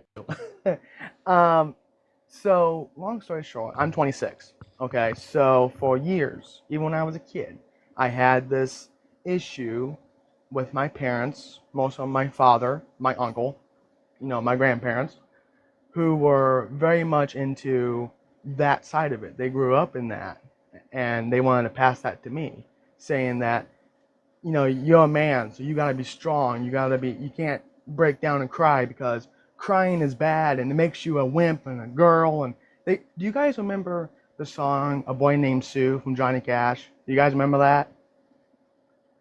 If you don't, that's fine. But my father heard that many times, and he called me Susie. And in other words, a wimp, a B word, or whatever, because I didn't want to pick up big heavy pieces of wood outside or whatever, because I was a little guy and I had I'm not skinny anymore, but I had skinny little arms, and I didn't want to pick that up. But my father was like, "Whoa, Susie, you need to do." I hated that. Drove me nuts. So I can't listen to that song very much anymore because of that. So fast forward many years, and I got the internet. So me having these opinions plus the internet is not a good combination at all. So I was in the Gamergate thing, if you guys remember that. I was a part of that fiasco, and I watched, Keemstar and all these other people, and it made it worse. And then I got into, because like when Trump came on the scene, my family are very much big time Republican, pew pew owners, they love that stuff, big time Christian, whatever. So, I wanted to, make sure my parents didn't have any thoughts of maybe he's gay or whatever, because I have feminine, things that I did. I didn't realize it just kind of happened, So I voted for Trump, and in 2020, and I did the whole thing. I even have a Trump shirt from like 2018. I mean, I'm not even joking. My father bought it for me. I was deep in the sauce until 2020 comes around, and I'm far right, listening to the show called Revenge of the Cis. It's on YouTube about these two guys talk about this kind of stuff. Very racist, very sexist, very horrible, horrible stuff. So I was deep into that sauce too. So in 2020, I met my now partner, and they were born a woman, but they're gender fluid. That means something to me later on. And they told me flat out, if I was going to keep, going down this path of just horrible rhetoric, that they would never talk to me again, ever. I'm done, and I really like this person, but, I had to pick. Do I want to continue down the road of just horrible, just all the ists, like all of them, or pick somebody that I probably maybe eventually down the road could be dating at some point, because I also had an issue with dating people, and I thought I was an incel for many years, and the almost skinhead, the whole nine, and it was bad until they came around and they changed a lot of my opinions on things, slowly but surely. And then I went to work in a warehouse, and I seen, black folks and gay folks and all kinds of people that I never met before. And they helped me realize that, you know what?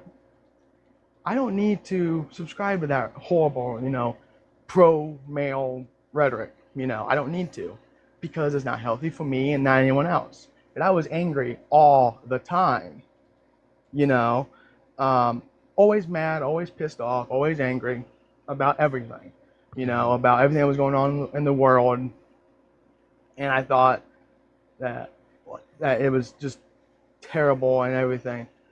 Well, then I met all these fantastic people over the years, and C19 did not help because then I started to look into myself afterwards, a couple years afterwards, and went, all this stuff, all this stress, all this stuff that pent up inside me for so many years, even as a kid, all this trauma that I had, I need to realize to myself that it's fine to cry. It's okay. It's not bad, It's fine to talk about these different things that are going on in my life to other people, and my partner of now, same person from 2020, has been trying to teach me these things, trying to kind of get me to understand their side of it, because I never really had a woman that talked to me, in the way that they did, to basically say, I'm never going to speak to you again if you don't stop your crap. And that changed me. That changed me more than I even realized, and it takes a lot to change and to move your opinions around and it's the people, and Erica said last night, and I love what she said, because I didn't think about it. With all these lonely men, like myself at one point, we trauma dump on to other people, or significant others, whatever. And I did that a little bit with my partner, and I didn't realize it until she said it, and I'm like, oh crap, I need to tone that down. So I'm not gonna try not to do that as much. See, I gotta watch myself too, because I'm bad. I'm still bad on something, and I try not to be. Yeah, yeah. But I'm trying to help myself and take the step to bettering myself. And I was also very much anti-gay, very much so. But Let me now you let guys me will be happy to know let that. me let me jump in half a second, Travis, because I want to because you I'm said a sorry. lot. No, you're good. You're good. I know. Actually, finish your point because you were about to say you want to. We'll be happy to know. So I want you to go ahead and say what you have to say. But I got a couple of things that I want to say, and I want to open this up because I Okay. think you said a lot of things that are really important. So back when I was far to the right, I was very much anti-gay. It was weird. And I kind of side-eyed, black folks and so on and so forth, because that's what my father had in me.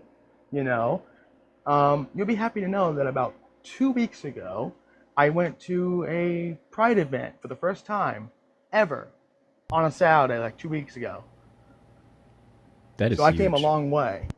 Yeah, yeah, it is. It It is, is. and I'll just tell you for it, for all of the quote unquote straight people out there or whatever. If you never been to a pride event, they're lit. So like, there's that. But like you said a lot just now. Um, the one thing that I kind of wanted to call out, right, and it sounds like you actually you did the thing because I was kind of worried with your story when you were talking about like your partner being the catalyst for change, which there's nothing wrong with having a catalyst for change. But the thing that I know for a fact is if you don't have uh if you don't have the desire within to actually change, no matter what that catalyst is, you'll never fully change, right? It'll be a temporary change, but it'll never be a permanent change. You have to have that desire to want to actually change yourself. But then listening to you speak more, and you said that during C19 you had to take time to look at yourself. Like that's the part where I was like, yep, you got it right there.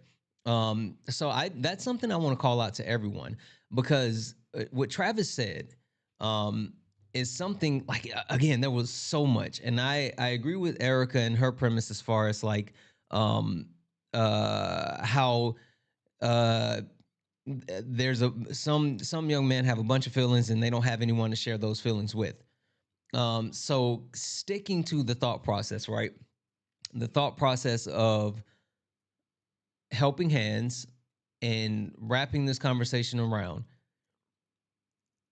I want to kind of open it up to the panel, and I need to know like how do we um, address the feelings of the older men now that have never had that, and how do we address the feelings of the younger boys so when we raise them that they actually know and feel safe that they can do that. But this is what I want to do because I don't want the women to have to speak to the men now, right? I do know that some of the women on the panel have young boys, and so I would like to hear from the men about how you address that with the other men now, and I would like to hear from the women on the panel about how you would address that with the youth, the boys, the kids. And so I want to start with Holly.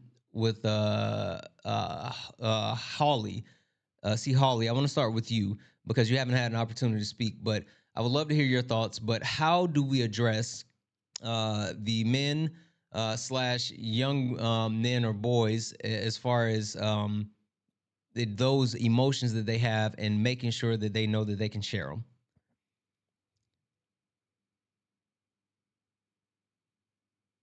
Oh, I'll send you a request to Hey, come off. see Holly. Send you a request to come off mute. There we go. Hello. Hello. Hi. Yeah, I was primarily raised by my grandfather. He was a baby boomer. Mm-hmm. When my grandmother died, he'd go into his bedroom to cry. I've seen the man probably cry a whole of 3 times. The first time I saw him cry was I don't know why I thought it, but it almost was unnatural in a way. I shouldn't have thought that way. Hey, but he in a way he understood. It's different when you see your father cry. Well, father figure for me. You always picture him as someone who could almost do anything. Of course, he was a baby boomer. His father didn't cry in front of him, and they were just taught that men didn't cry. Hi, and that's just how he was taught. Now I'd never believed that it wasn't okay for men to cry. It's all right too. We're human and we're allowed to show emotion. The most important thing is to remind most young boys that they're human and they have the right to show that emotion. And whether most men like to think it or not, most men are already over emotional. Yeah. And if you want to help project young boys in a healthy form of masculinity, watch who they're watching and see if that's a good example around your child. And explain how what they're saying may be dangerous or contradict any form of real life. I've Yeah, I've I was I completely agree. I mean, I think that understanding the people that we put around our kids and the youth is super important, and even more so, I think that a lot of men have this misconception that we have to be like our fathers or our fathers' fathers or whatever. We have to be these tough, rugged individuals that is super stoic, right? I mean, you think about like the idea of Batman or John Wayne or whatever, like these figures that never exhibited any type of emotion, and I think that's a figure of the past, and I think addressing that is something that's like the way that we actually get to a better today is by saying, hey, just because it was that way in the past does not mean that we have to be that way today. Like, it was acceptable then, but it's not something that has to actually, we have to hold on to today. Yep, I totally agree with you. There's always going to be room for change, and Santana, if you will, because remember, I am unmedicated. In regards Yeah. to the young boys, because I want to make sure that I answer this succinctly, and then I want to pass it off to Swan. Could you repeat that question for me, please? Yeah, and so just for everybody on from the women on the panel, I would love to hear your perspective as far as how do we specifically engage the young men, the young boys, and let them know, like, hey, you dealing with your emotions are okay, you addressing your feelings are okay. And for the men on the panel, how do you deal with men, because I feel like men are a lot tougher, and we need to fix each other. Like, they're a lot more set in their ways. They're a lot more stubborn. They're a lot less likely to engage in, the positive things to change. So men, we have to fix men, but I would love to hear the women's perspective on how you raise up the next generation so they don't, repeat the same mistakes that the men now do. So that's where we are, E. Okay. All right. Fantastic. I thought so. And I wanted to make sure. And it actually kind of goes back. I think it's a fantastic question. It goes back to what I was mentioning earlier, is that we give them that space. I am, in my opinion, and maybe I live in a bubble, and I don't know. I hope no one bursts my bubble. But just in my opinion, I think the majority of parents want to be their children's safe space. They want their children to be able to just come to them and have the conversations, whether it's trivial or it's tough or it's the hardest thing ever to talk about. They want their children to feel comfortable to coming to them to have those conversations. And I think as parents, we have to be able to unpack our emotions also. Right? We have to know how to, feel our emotions, process them, and also release them before we can even go into helping our children feel their emotions, process them, and releasing them. So I think therapy is extremely, extremely important on both fronts. I'm an advocate for therapy. Like, please go sit on the couch, and like have those conversations, because it helps you, especially as a parent. Like, it helps you to understand that your children are little humans, and while you feel things, they feel them greatly. Like, they feel them so greatly. They have big emotions, and they need someone to help them to be able to guide, to ride those emotions, to be able to get them out. And it's not even just about communication, because communication is this right here, it's just talking to each other. But do you understand what it is that they're saying? Yeah. Can you actually disseminate what it is? Can you figure out the why behind the why? Are you an active listener? So I think that as parents, having those resources available, not to yourself, will then help you be able to actually help your children. And so, Swan, I want to pass it off to you, because I want to know what you think. Like, how can we specifically engage our young boys in dealing with their emotions and letting them know that it's okay to address them? Yeah, I think what you said is really important about parents making sure they have the tools themselves. That's something that my siblings and I talk a lot about. When we were growing up, it was the chancleta, you know what I'm saying? We don't do that. We do not get down like that. We do not do that. We talk to our children. We have conversations with them. I think so. Making sure that you yourself have the tools is important. If not, you're going to parent from a place of the past. Without even realizing it, you'll do it. So that's really important. The other thing I think that's important is to also understand that there is a chance that your children may not always feel as though they can come to you and open up to you about certain things. That's just how it is. So I would say one thing that's important is to, I guess, I mean, it like a safety circle is what I would call it, but like, because it pertains to other things. But you basically, you and your children, you talk about adults that they feel safe with and that they feel comfortable with, and you let them know, like, hey, if there's anything that you ever feel like you're afraid to tell me, you can talk to this person. It happened with my nephew. He told me about something that made him really uncomfortable. It was a comment that someone had made towards him, and I was like, well, hey bud, like, we could tell your mom about this together. Will that make you feel more comfortable? And he was like, yes, 100%. So that's important.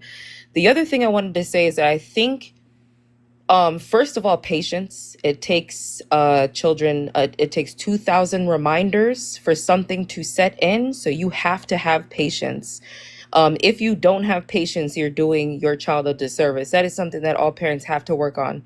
And then in the moments when you and your child are enjoying your company together, talk about these things then. I think it's really important to attach any, like, I guess any education when it comes to anything in life to those good moments when you're talking to your children, because they're fully engaged if they're happy. Like, let's say you're at the park or something, or you're out to eat, or you're like, that's one thing that I think a lot of people kind of sleep on, is those positive moments, right? And then when they do it, praise the hell out of it. I'm so glad that you came to me and you told me this. I feel I guess it's going to sound cheesy, but like, I'm honored, I'm happy, whatever, right? Like, that's important. But then also, you need to model that towards your children. The first relationship that your child has with the world is the relationship that they have with you. I'll be damned if I never tell my kids sorry. I've been told by aunties, you're too soft on those kids. Like, you letting them kids run your household. No, absolutely not. I have to, if I'm messing up as a parent, I want to hear that from them. Ask them for feedback, right? Yep. Some people probably think that's me giving up control, right? When I ask them how I'm doing with my parenting, people in their mind, they hear that and they're like, they're thinking that my kids are saying, Mom, we want marshmallows every single minute of the day. And I'm saying, yeah, you can have it. No, that's not what's happening. What's happening is they're learning how to establish healthy boundaries, and they can say, hey mom, I did not appreciate this. So I think that those are also like really, really important aspects to making sure you facilitate a space where your children can share their emotions. Is you have to model it and do that with them and towards them as well. All of those things are super important. Especially, I'm sorry to add this in real quick too, if you have Black sons, understand that it is your responsibility to provide that positive representation for them, and you have to do that at all times because they are not going to get it in society. We are not there yet, and I hate to say that, but that is something that is crucial. And I'm talking like whatever shows it is that they're watching. My sons know about Static Shock.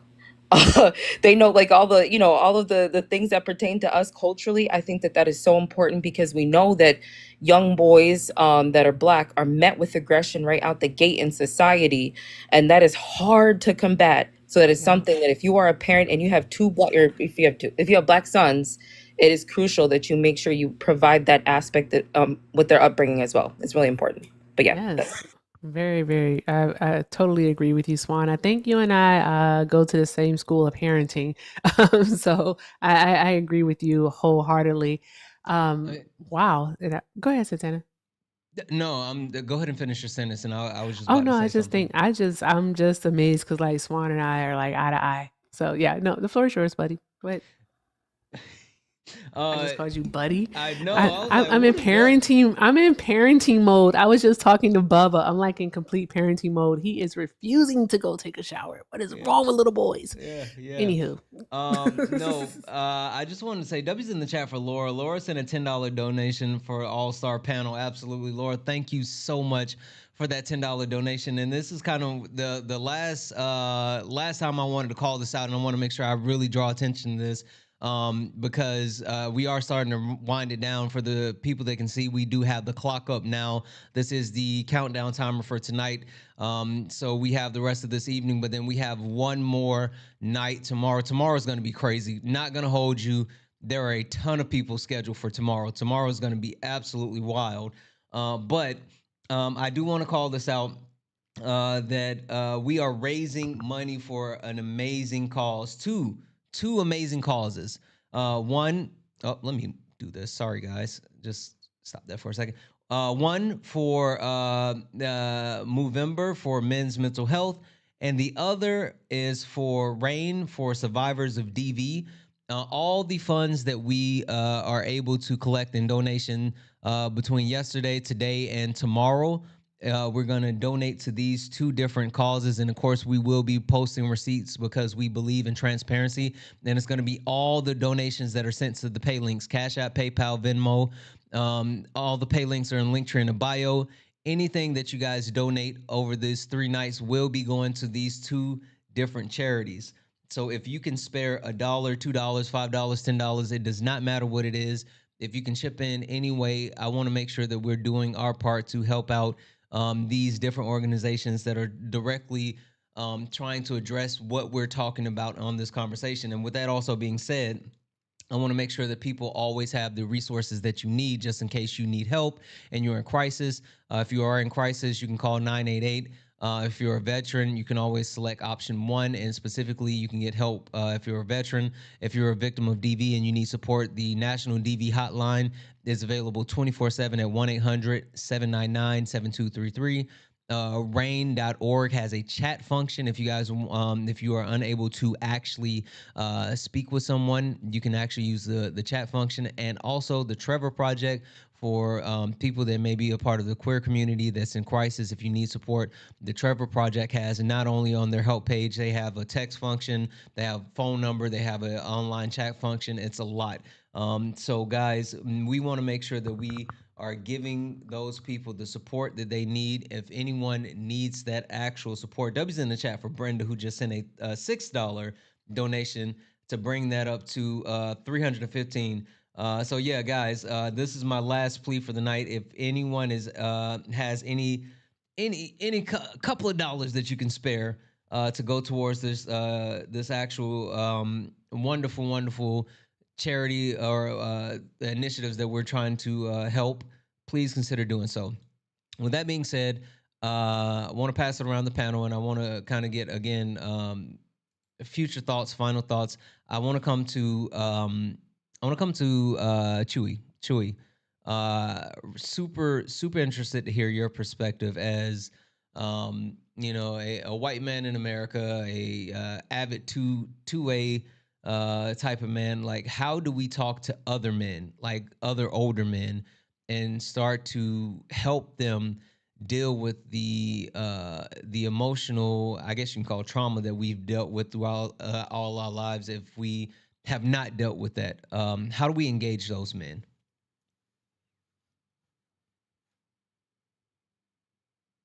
Oh, Chewy, are you? Oh, yeah. You know what? Chewy said he had to step away. I don't know if he's back yet.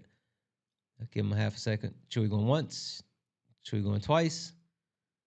Hector, you answer the question. I don't have the most uplifting answer. I don't know. I think that's very hard. I think that would be very hard to do, especially depending on the background of the men that we're talking about. I'm a child of immigrants, and other cultures, particularly some aspects of Caribbean culture, are very, very patriarchal, very one-track minded. It's very hard to look at, a 67-year-old Trinidadian man and tell him that it's okay for, a guy to wear makeup. It has nothing to do with you. That's just something that's going to be super hard for a lot of people. So I guess for me, I'll speak from just in general when I'm speaking to men, even in the debate spaces and stuff. I try to present it more so not from a place of getting them to understand and change, but more so going like, how does this actually affect your life? Everyone and their mama has something that they have an issue with. But how much does it actually matter? Does somebody, wearing let's say a see-through shirt, a man wearing a see-through shirt, how does that impact you? You go out to the grocery store, you see it, you just look away, move on about your business. And I think for a lot of people, unfortunately, that's the best we can do. That's the furthest we can go. However, I do think there's a lot of other men that, something I've observed, I think a lot of men in that age group become lost, especially if you're trying to like integrate into society. Maybe you're a 6-year-old divorcee and you're trying to date now, or you're trying to make a different batch of friends, and then you come out into a completely different world from what you grew up with, and you're just like, what do I do here? And I think that's an opening for a lot of people to seek out help, particularly from someone they think is from that generation, can relate to that generation. And from there, it's just about knowing the right things to say, taking special care in what you say and how you say it to them, and trying and doing it from a place of love, even to some degree, calibrating to how they respond to things. Not completely, especially if it's from a place of just straight aggression, but some men do kind of only respond to that, or respond better to that because of how they were brought up. So you may have to dabble into that a little bit. But yeah, that would be my answer, which was kind of all over the place. But yeah. No, it makes sense. One thing that you did bring up, Hector, is that change. It can be hard for them to change, but you kind of try to hold their hand through it. And so I want to take it to short life.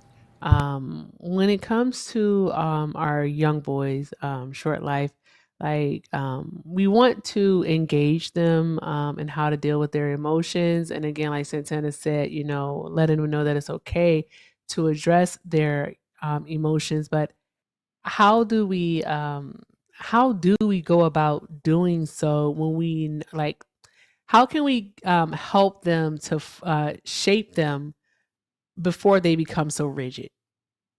Do you get what I'm saying? Yes, I think I understand.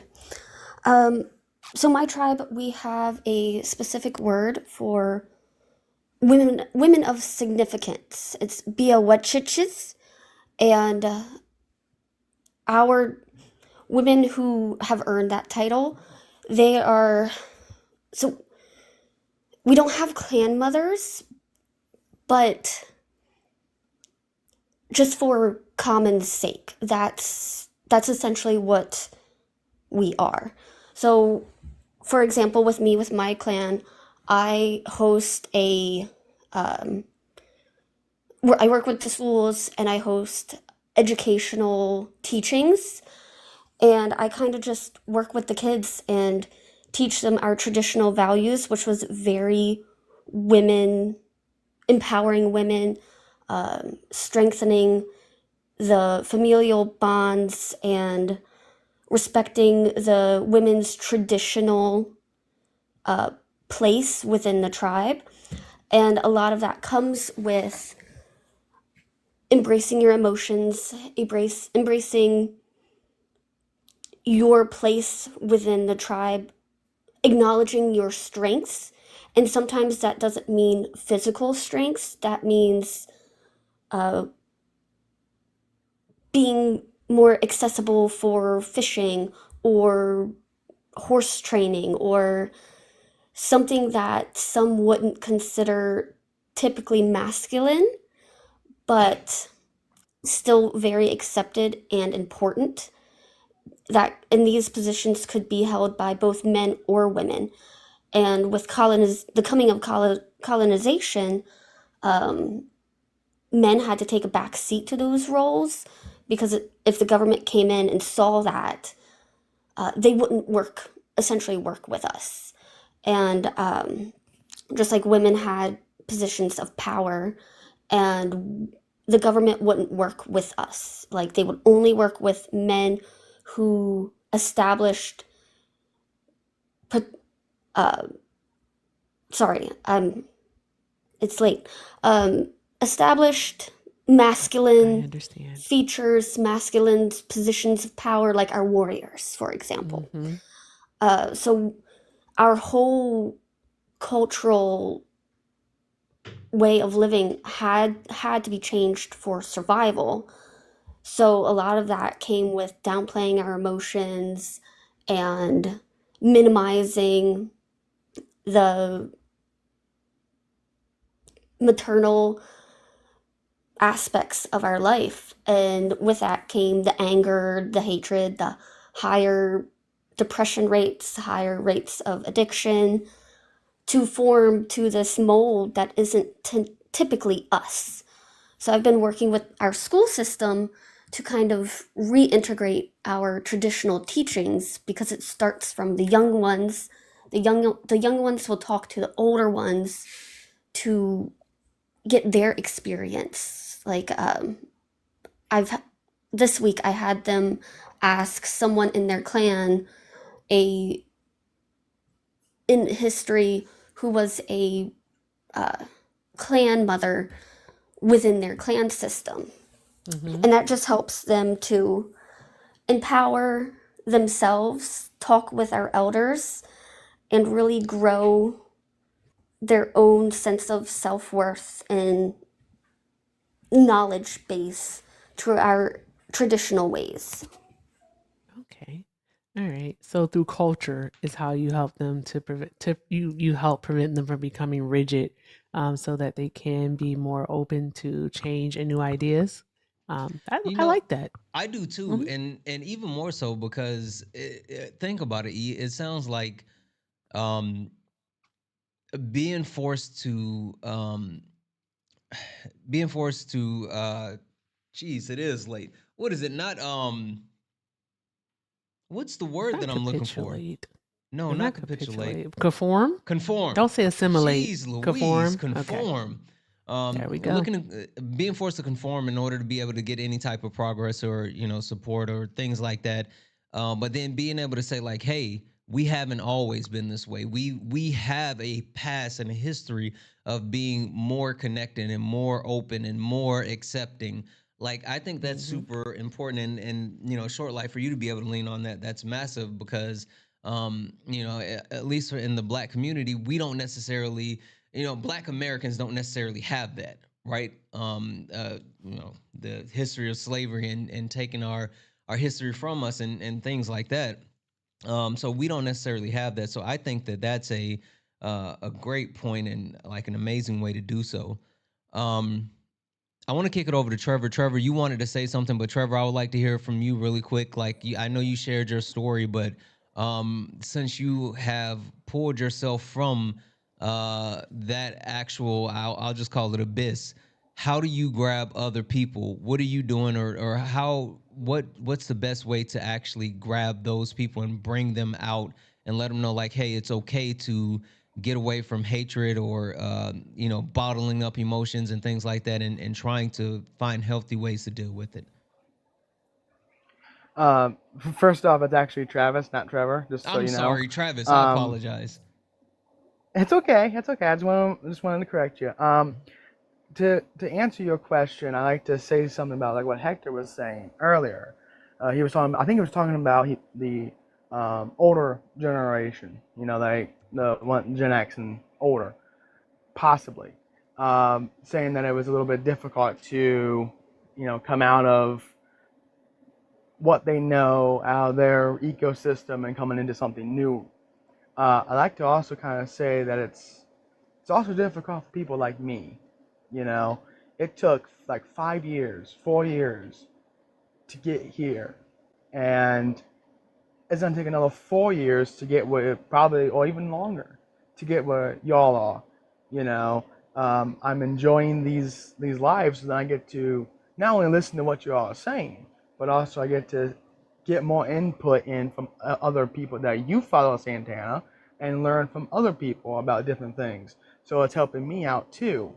And the thing that to answer your question, I want to say that I can try to talk to some of these people, but a lot of them are just not going to listen. They're going to call me every, Fox News name in the book, saying that I'm some liberal, so on and so forth, and they're not going to listen. But for me, it's also very difficult to talk to them about, political stuff, or just bringing yourself out of being surrounded by this toxic masculinity, because I have to hide a lot of my stuff that I learned from everybody, not just you guys, but from other people too. I have to hide a lot of that stuff from my father and my grandparents and my uncle. I gotta hide a lot of that. I don't want to do that, but with my situation currently, thank God I'm going to therapy tomorrow for the first time ever. Thank God. W's in the chat for you. That's huge. I can talk to people. Yeah, it took a bit. I knew I needed to do it, but I feel like I had to. My mom told me that you should probably should. And I'm like, yeah, but just I got to get I think I have like ADHD or something. I've never been diagnosed, but I think I have it. So my brain has to get to where I need to go. Yeah, I need to get out of my funk and do it. And that's also difficult to do. Yeah. Because you watch all the stuff on the news and everything, and you sit in your funk and you go, I don't want to do anything because the world is crap, and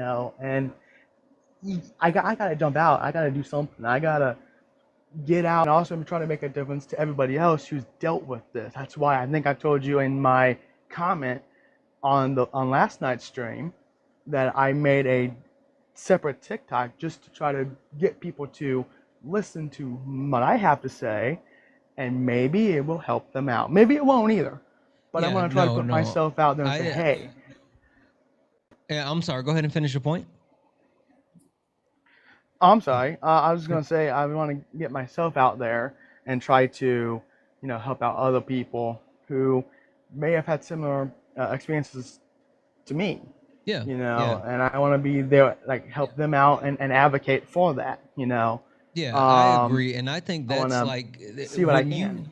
Yeah, when you get to that place, you want to make sure that you actually stand up and be the example. And I think the fact that you're trying to do that is absolutely amazing, right? I mean, yes, creating a different TikTok in order to be able to push that information out and people to be able to get it and accept it. I think that's huge. But even more so, the one thing that I want, Travis, for you, and it's just from me to you, I'm really hoping that you can get to the point where you feel like you don't have to hide the information and knowledge that you've learned. You feel like you can share the changes that you've made, because I'm telling you, like the stories that you've shared and your experience that you've shared has been so valuable. And I know it's going to actually reach people that other people on the panel we wouldn't be able to reach because we haven't lived through that experience that you have. So I think it's super important to get your message out there. E, I know we have a couple other more people that we want to get to. So who do you want to throw it to next? Let's throw it to Jordan. Let's throw it to Jordan and ask Jordan the question. Jordan, what do you think? How can we go about engaging our young boys, our young men, into feeling their feelings and appreciating that it's okay to actually feel them.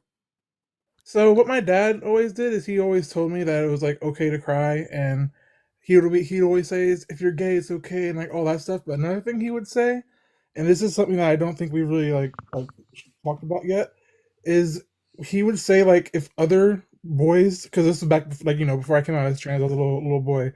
He would say when you see if other boys say anything about you crying, f them. And I think that needs to be told to kids early on, that other people, like people that won't change, or people that are just a certain way, they're going to be telling your child that they're like saying they're like calling them feminine insults for being emotional, or they're going to try to get them to change to be more like them. And what you want them, like, I feel like you need to insulate them against that kind of stuff, like my dad did, because I had people like try to tell me all the time that I was too emotional, that because I would like try to actually like talk about things instead of just like being angry, and they would like take that as a bad thing, and it was so strange because my dad always instilled in me, he was always saying just like, don't listen to them if they say you're wrong for having emotions, for showing emotions, because it's okay to show emotions. Like that doesn't make you a man, or like any less of a man by doing that. And I think that's an important message that we should instill in kids before they start going out and like having all these interactions with like other kids that are toxic. I agree with you actually, and I think that having those male role models. It is late. I'm starting to talk like the host. I think having those male role models in their lives, especially as a father figure, or it could be an uncle, it could be a cousin or brother, whichever, it could be a coach, but having those men in their lives who also can approach these conversations and be a safe space for them is extremely important.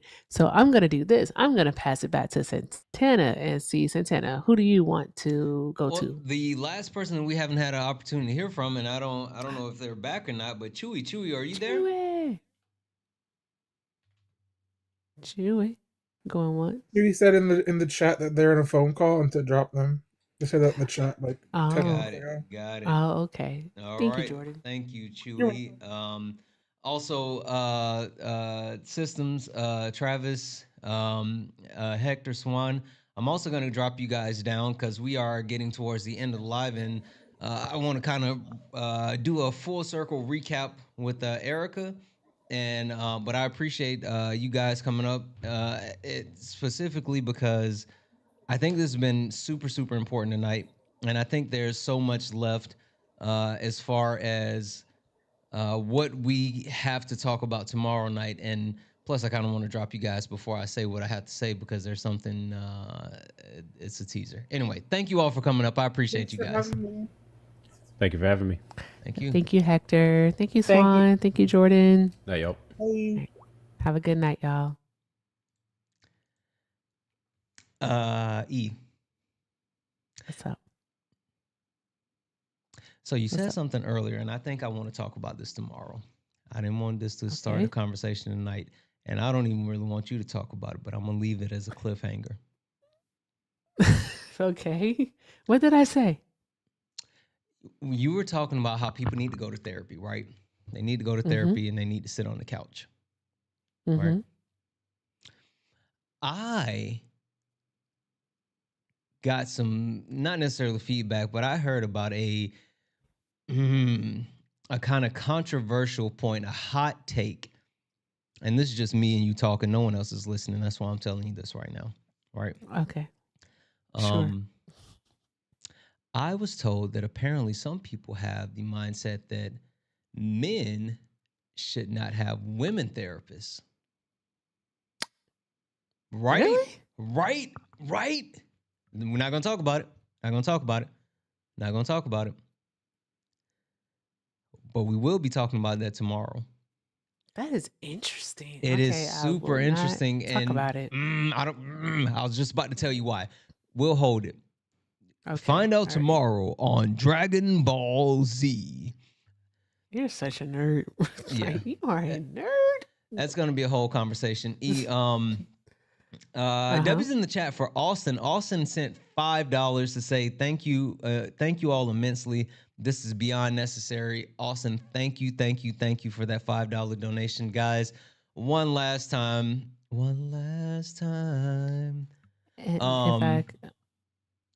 One last time, really quick, guys. If anyone else, listen, we are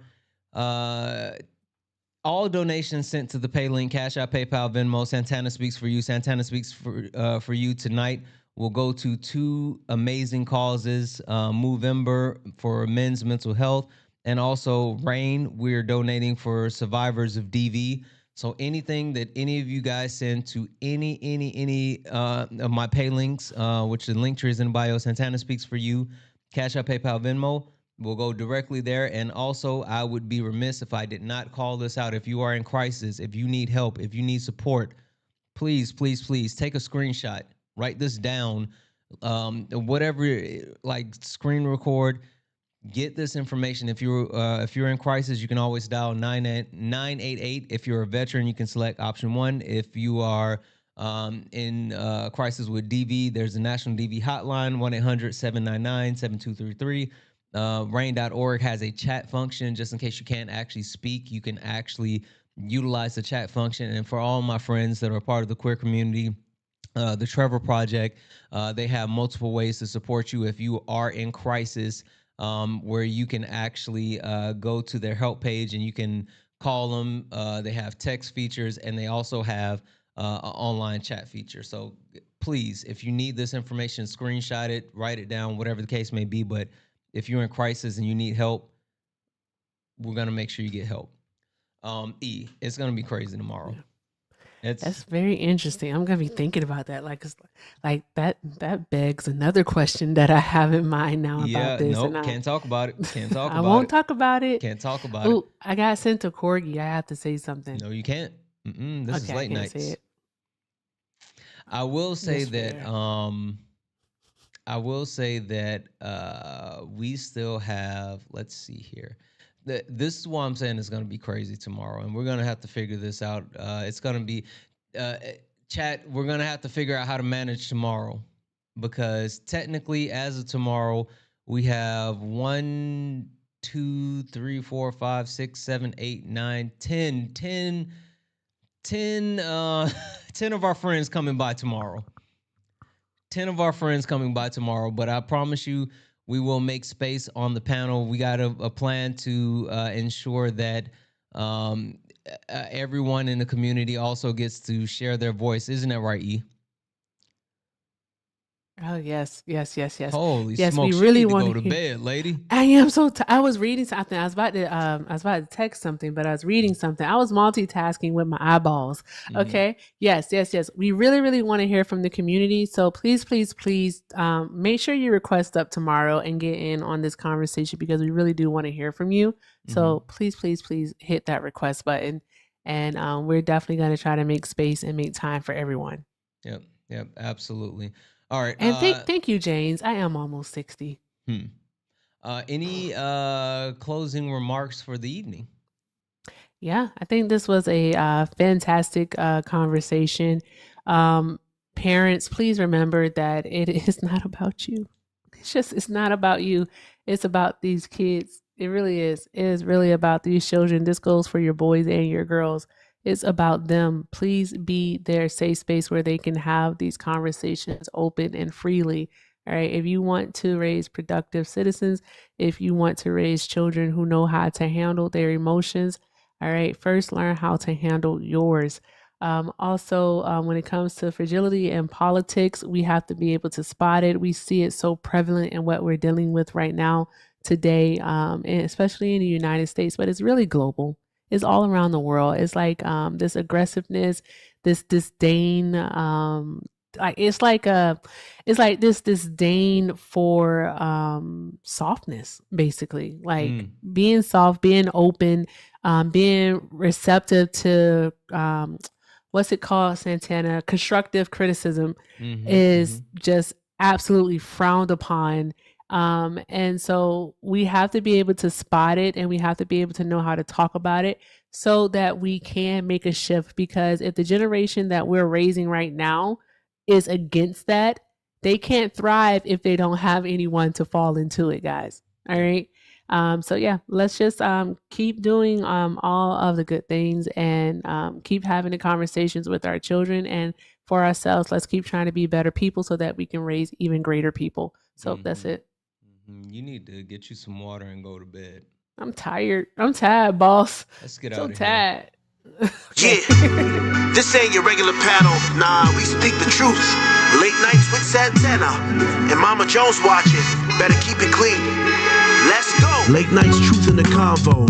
Everybody get a seat at the table. From the block to the books, we mindful. No screaming, just dreams in the Bible. One mic, one voice. We build bridges from the heart. We made it through the second night of this, and I feel like we set the stage perfectly for tomorrow. Tomorrow we're going to be digging into this more, but I really want to spend more time on helping hands. As a matter of fact, I think that's where I want to start tomorrow. I want to start there tomorrow because we need to address that first and foremost. So that's what we will do, but we are also going to get back to that question because that was a cliffhanger, right, E? Great question. Yes, I agree. I am like, Yeah. So yeah, I'm looking forward to that one. Yeah. All right, guys. Can I say the question again? Yeah. I'm not going to expound on it. I just want to say No, go ahead. men shouldn't have women therapists. What? Wait till I tell you the logic. Anyway, guys, we're going to be here tomorrow, same bat time, same bat place. 11 p.m. Eastern, 8 p.m. Pacific, 3 hours. Tomorrow is the last night of the All-Star panel. Fragile Men versus everybody, breaking down toxic masculinity and male fragility. Guys, thank you all for being here. Thank you for the likes, the taps, the gifts, the shares. Thank you for just joining the conversation. Come back tomorrow. I promise you it's going to be worth it. Thank you all. I love you all so much. And as always, peace. When it might get hot, but we ain't here to fight. We here to connect the dots. Weekly topics, hearts wide open. No judgment, just motion. Hey YouTube. Real ones Hey Twitch. You guys know what we do afterwards. I'm still here. What you guys think? What you guys think? Did you guys enjoy it? It was a good night. Tomorrow's gonna be crazy. As a matter of fact, YouTube, I'll give you a sneak preview. The reason why the people are saying that men shouldn't have like a woman therapist is because women shouldn't have to do the work for the men. That was just mind blowing. I don't necessarily understand their logic, but we're gonna dig into it tomorrow. But you know what? You guys get to know that tonight, while everyone else has to wonder what were we talking about, because you guys are still hanging out here and you're hanging out on the YouTubes and the Twitch. So boom, there it is. You got it. You got it. Couldn't hear me over the music? What about now? Can you hear me now? Oh, can you hear me now? Was I hard to hear the entire time?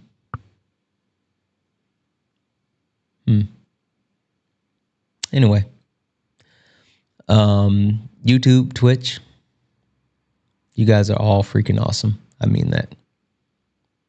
And I love you the most. I do. I love you guys more. All right.